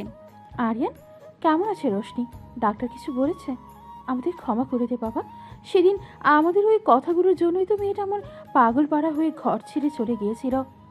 আমরাই তো সব কিছুর মূল কারণ আরিয়ান। একটা অবুঝ জেদের বশে আমরা নিজের হাতের সুখ নিজেরাই পায়ে ঠেলে দিলাম। রোশনি যদি চোখ না খোলে, আমরা কোনো দিন নিজেদের ক্ষমা করতে পারবো না। এখন ক্ষমা চেয়ে কী হবে মা? রোশনি তো সবসময় আমাদের আপন করে নিতে চেয়েছিল, আর আমরা কি করলাম? শুধু একটা অসম্পূর্ণতার অজুহাত তুলে ওকে তিলে তিলে শেষ করে দিলাম। যদি আজ ওর কিছু হয়ে যায়, তবে আমি এই অপরাধের বোঝা নিয়ে বাঁচবো কী করে? আরিয়ানের এই আর্তনাদ কেবিনের দেওয়াল ভেদ করে যেন হাসপাতালের করিডোরেও প্রতিধ্বনিত হতে লাগলো। ঠিক সেই মুহূর্তেই কেবিনের ভেতরে দ্রুত পায়ে প্রবেশ করলেন রোশনি চিকিৎসাকারী ডাক্তার। তার মুখের অভিব্যক্তি দেখে সবার বুকটা আবার হাড়হিম হয়ে গেল। মিস্টার আরিয়ান, আপনাদের জন্য একটা জরুরি খবর আছে। পেশেন্টের সেন্স ফেরার কোনো লক্ষণ কি দেখা যাচ্ছে? অ্যাক্সিডেন্টের ধাক্কায় মাথায় যে ইন্টারনাল ব্লাড কোট হয়েছিল তা রিমুভ করার জন্য আমাদের ইমিডিয়েট একটা ক্রিটিক্যাল সার্জারি করতে হবে। Not a single minute to lose. আপনারা দ্রুত পেপারসগুলোতে সাইন করুন। ডাক্তারের কথা শোনার পর আরিয়ানের পায়ের তলার মাটি যেন আবারও ধসে পড়ল। একদিকে রোশনির এই জীবন মৃত্যুর লড়াই, আর অন্যদিকে তাকে চিরতরে হারিয়ে ফেলার ভয়। সব মিলিয়ে এক ভয়াবহ শূন্যতা গ্রাস করল তাকে। সে আর এক মুহূর্ত নষ্ট না করে কাঁপা হাতে সাইন করার পেপারটা টেনে নিল। অপারেশন থিয়েটারের বাইরে করিডোরের লাল বাতিটা তখনও জ্বলছে। সেই আলোটার দিকে তাকিয়ে থাকতে থাকতে আরিয়ানের চোখ দুটো জ্বলে যাচ্ছে, কিন্তু চোখের কোনো জল আর অবশিষ্ট নেই। মায়ের কাঁধে মাথা রেখে সে পাথরের মূর্তির মতো বসে আছে। ফুপু এক কোণে দাঁড়িয়ে বারবার নিজের দুই হাত দিয়ে চোখ ঢেকে বিড়বিড় করে সৃষ্টিকর্তার কাছে প্রার্থনা করছেন। কেটে গেল দীর্ঘ 4 ঘন্টার এক অসহ্য প্রতীক্ষা। অবশেষে অপারেশন থিয়েটারের লাল বাতিটা নিভে গেল এবং সবুজ বাতি জ্বলে ওঠার সাথে সাথেই ডাক্তার ক্লান্ত পায়ে বাইরে বেরিয়ে এলেন। আরিয়ান হুড়মুড় করে ডাক্তারের সামনে গিয়ে দাঁড়ালো। তার মুখ দিয়ে কোনো কথা বের হচ্ছিল না, শুধু কাঁপতে থাকা চোখে জমে থাকা প্রশ্নটা স্পষ্ট ফুটে উঠল। অপারেশন সাকসেসফুল হয়েছে মিস্টার আরিয়ান। ব্রেনের ভিতরের ওই ক্লজটা আমরা সাকসেসফুলি রিমুভ করতে পেরেছি। তবে পেশেন্টের হিলিং প্রসেস শুরু হতে এবং পুরোপুরি জ্ঞান ফিরতে এখনও আরও কিছুটা সময় লাগবে। আপনারা আপাতত একটু ধৈর্য ধরুন। ডাক্তারের মুখে এই কথাটা শোনার পর আরিয়ানের বুক থেকে যেন আস্ত একটা হিমালয় পর্বত নেমে গেল। সে হাঁটু গেড়ে ফ্লোরে বসে পড়ে 2 হাতে মুখ ঢেকে কেঁদে ফেলল। তবে সে কান্না আর শোকের নয়, বেঁচে যাওয়ার এক স্বস্তির কান্না। এর ঠিক 2 দিন পর কেবিনের ভেতরে রোশনির আস্তে আস্তে জ্ঞান ফিরল। চোখের পাতা দুটো হালকা কেঁপে উঠতেই সে দেখল তার ডান হাতটা শক্ত করে ধরে কেবিনের চেয়ারে মাথা রেখে ঘুমিয়ে আছে আরিয়ান। তার মুখের ওপর স্পষ্ট ক্লান্তির ছাপ, চোখের নিচে কালচে দাগ। রোশনি ক্ষীণ ও ভাঙা গলায় ডাকল, আরিয়ান। রোশনির এই ডাক শোনা মাত্রই আরিয়ান চমকে জেগে উঠল। সে এক পলক রোশনির মুখের দিকে তাকিয়ে বিশ্বাসই করতে পারছিল না যে সে সত্যি সত্যি চোখ মেলে তাকিয়েছে। আনন্দ আর কান্নায় ফেটে পড়ে সে রোশনির কপালে আর চুলে আলতো করে হাত বুলিয়ে দিল। তুমি জেগেছো রোশনি? কেমন আছে এখন? আমাকে ক্ষমা করে দাও। আমি কথা দিচ্ছি অতীতের সব ভুল শুধরে নেব। তোমাকে আর কখনো একটু কাঁদতে দেব না আমি। সব ক্ষমা করে দিলাম আরিয়ান, শুধু আর কখনো আমাকে একা ফেলে চলে যাওয়ার কথা ভেবো না। হাসপাতাল থেকে ছাড়া পেয়ে রোশনি যখন গুলশানের সেই ফ্ল্যাটে ফিরে এলো, তখন এখানকার বাতাসটাই যেন আগের চেয়ে অনেক বেশি হালকা আর চেনা মনে হচ্ছিল। ফ্ল্যাটের দরজায় পা রাখতেই শাশুড়ি আর ফুপু এগিয়ে এসে রোশনিকে জড়িয়ে ধরলেন। এতদিনকার সেই কটু কথা বা শীতলতার লেশমাত্রও আর নেই, বরং তাদের চোখে মুখে ছিল তীব্র অনুশোচনা আর রোশনির প্রতি অপার ভালোবাসা। আমাদের ক্ষমা করে দিস মা, তোর জীবনের আসল মূল্যটা বুঝতে আমাদের বড় বেশি দেরি করে হয়ে গেছে। তুই ছাড়া এই ঘরটা যে সত্যি কতটা শূন্য তা আমরা হাড়ে হাড়ে টের পেয়েছি। রোশনি শুধু মৃদু হেসে শাশুড়ির কাঁধে মাথা রাখল। সে বুঝতে পারল জীবনের এই কঠিন ঝড়টা তাদের সবার ভেতরের অহংকার আর ভুলগুলোকে ধুয়ে মুছে একেবারে পরিষ্কার করে দিয়েছে। এই কিছুদিন পরের এক বিকেলবেলা ড্রয়িং রুমে বসে কফি খাওয়ার সময় আরিয়ান তার ল্যাপটপটা রোশনির সামনে এনে রাখল। স্ক্রিনের ওপর একটা চ্যারিটি বেহেমত বা চাইল্ড কেয়ার সেন্টারের ওয়েবসাইটের পেজ খোলা। রোশনি, একটা কথা অনেক দিন ধরে ভাবছি। আমাদের জীবনে একটা পূর্ণতা আনার জন্য তো শুধু রক্তে মাংসের সম্পর্ক জরুরি নয়, তাই না? চলো না কোনো একটা চাইল্ড কেয়ার বা এতিমখানা থেকে একটি ছোট্ট শিশুকে আমাদের কোলে তুলে নিই, যে শিশুটার একটা সুন্দর ভবিষ্যৎ দরকার, আর আমাদের জীবনেরও যার একটু কচি হাসির বড্ড প্রয়োজন। আরিয়ানের এই প্রস্তাব শোনার পর রোশনির চোখ দুটো জলে ভরে এলো। তবে সে জল কষ্টের নয়, একরাশ মুগ্ধতা আর পরম স্বস্তির। সে আর এক মুহূর্ত দেরি না করে সোজা গিয়ে আরিয়ানের গলা জড়িয়ে ধরল। তুমি এত সুন্দর একটা কথা কিভাবে ভাবলে আরিয়ান? আমার জীবনের সমস্ত না পাওয়ার শূন্যতা তো তুমি একাই পূরণ করে দিয়েছো, আর এখন এই একটা ছোট্ট প্রাণ আমাদের জীবনটাকে পুরোপুরি পরিপূর্ণ করে তুলবে। রুমের দরজাটা বন্ধ করতেই চারপাশের সমস্ত কোলাহল এক নিমেষে থেমে গেল। বিকেলে চাইল্ড কেয়ার বা দত্তক নেওয়া সেই সুন্দর প্রস্তাবের রেশ মনের ভেতর তখনও কাজ করছিল। রোশনি তখন জানলার ধারে দাঁড়িয়ে আনমনে বাইরের পড়ন্ত বিকেলের রোদ দেখছিল। হঠাৎ পেছন থেকে এসে আরিয়ান আলতো করে রোশনির কোমর জড়িয়ে ধরল এবং নিজের মুখটা গুজে দিল তার ঘাড়ের সুবাসিত চুলের মাঝে। কি গো গিন্নি, এত কি ভাবছো একা একা দাঁড়িয়ে? আমার ওই কথাটা কি তোমার একটু ভালো লাগেনি? ভালো লাগবে না কেন? তুমি যা ভাবছো সেটা তো আমার কল্পনার বহু দূরে ছিল। শুধু ভাবছি আমার এই চেতি মানুষটা এত ভালোবাসতে শিখলো কবে থেকে। ভালোবাসা তো তোমার জন্যই জমিয়ে রেখেছিলাম, শুধু বুঝতে দেরি হয়ে গিয়েছিল। আর এখন তো তোমাকে এক পলকের জন্য চোখের আড়াল করতে ইচ্ছে করে না আমার। কথাগুলো বলতে বলতে আরিয়ান রোশনিকে ঘুরিয়ে একদম নিজের মুখোমুখি দাঁড় করালো। এরপর আর এক মুহূর্ত অপেক্ষা না করে সে রোশনিকে আলতো করে কোলে তুলে সোফার উপর বসিয়ে দিল। রোশনি প্রথমে একটু চমকে গিয়ে লজ্জায় লাল হয়ে গেলেও বাধা দিল না, বরং নিজের মুখটা লজ্জায় আড়াল করে গুজে দিল আরিয়ানের প্রশস্ত বুকের গভীরে। আরিয়ান এবার তার ডান হাতের আঙুল দিয়ে রোশনির থুতনিটা ধীরে ধীরে ওপরে তুলে ধরল। রোশনি সেই লাজুক মায়াবী চোখের দিকে এক পলক তাকিয়ে সে তার কপালে, চোখের পাতায় এবং সবশেষে নরম ঠোঁটে এক দীর্ঘ উষ্ণ ও ভালোবাসায় মোড়ানো চুমু এঁকে দিল। কেউ যদি হঠাৎ চলে আসে দরজা তো খোলাই আছে। আসতে দাও, কাউকে পরোয়া করি না। আজ এই অধিকার তো শুধু আমার, আর তোমাকে হারানোর ভয় সেদিন আমাকে যা শিখিয়েছে তারপর থেকে পৃথিবীর আর কাউকে কেয়ার করার ইচ্ছে নেই আমার। রোশনির কানের কাছে আলতো করে কথাটি ফিসফিস করে বলে আরিয়ান তাকে আরও একটু শক্ত করে নিজের বুকে জড়িয়ে ধরল। সময়ের সাথে সাথে গুলশানের সেই ফ্ল্যাটটার রূপই যেন সম্পূর্ণ পাল্টে গেল। যে ঘরে একসময় শুধু কান্নার শব্দ আর অপূর্ণতা দীর্ঘশ্বাস জমে থাকতো, আজ সেখানে প্রতিনিয়ত বেজে ওঠে এক ছোট্ট শিশুর মিষ্টি কোলাহল। চাইল্ড কেয়ার সেন্টার থেকে দত্তক নেওয়া ফুটফুটে শিশুটি আসার পর থেকেই রোশনি আর আরিয়ানের জীবনটা জাদুকরি আলোয় ভরে গেছে। সকালের মিষ্টি রোদ এসে পড়েছে বসার ঘরের সোফায়। রোশনি রান্নাঘর থেকে নাস্তা গুছিয়ে ডাইনিং টেবিলে রাখছে, আর ঠিক তখনই ছোট্ট সোনাটাকে কোলে নিয়ে ড্রয়িং রুমে প্রবেশ করলেন আরিয়ানের মা ও বড় ফুপু। তাদের সাথে যোগ দিল আরিয়ানও। পুরো ঘরটা যেন এক টুকরো স্বর্গের মতো জীবন্ত হয়ে উঠেছে। রোশনি মা, সোনাটাকে একটু আমার কোলে দিতে দেখি। সকাল থেকে এমন দুষ্টুমি শুরু করেছে, একদম চোখের পলক ফেলতে দিচ্ছে না। এই তো মা, দিচ্ছি। একটু দেখুন তো আপনার এই নাতি সকাল থেকে ওর বাবার মতো কেমন পাজি হয়ে গেছে। পাজি হবে নাই বা কেন, বাপের রক্ত বলে কথা। তবে হ্যাঁ, এই ছোট্ট একটা প্রাণ আসার পর থেকে আমাদের এই ফ্ল্যাটটার যে কি একটা পূর্ণতা এসেছে তা ভাষায় বোঝানো যাবে না। শুধু ফ্ল্যাট কেন ফুপু? আমাদের পুরো জীবনটাই তো পাল্টে গেছে। এই যে রোশনির মুখে এখন আর কোনো সেই ক্লান্তি বা অভিমানের ছাপ দেখি না, এটাই আমার সবচেয়ে বড় শান্তি। আর আমার জীবনে তো তোমার এই রূপটাই সবচেয়ে বড় পাওয়া আরিয়ান। সব ভুল আর ঝড়ের পর আমরা আজ যে জায়গায় এসে দাঁড়িয়েছি সেটা আমার সব সুখ। রোশনির কথা শেষ হতেই ছোট্ট শিশুটা খিলখিল করে হেসে উঠল, আর তার হাসিতে মেতে উঠল পুরো পরিবার। শাশুড়ি ও বড় ফুপু পরম স্নেহে রোশনি আর আরিয়ানকে বুকে জড়িয়ে ধরলেন।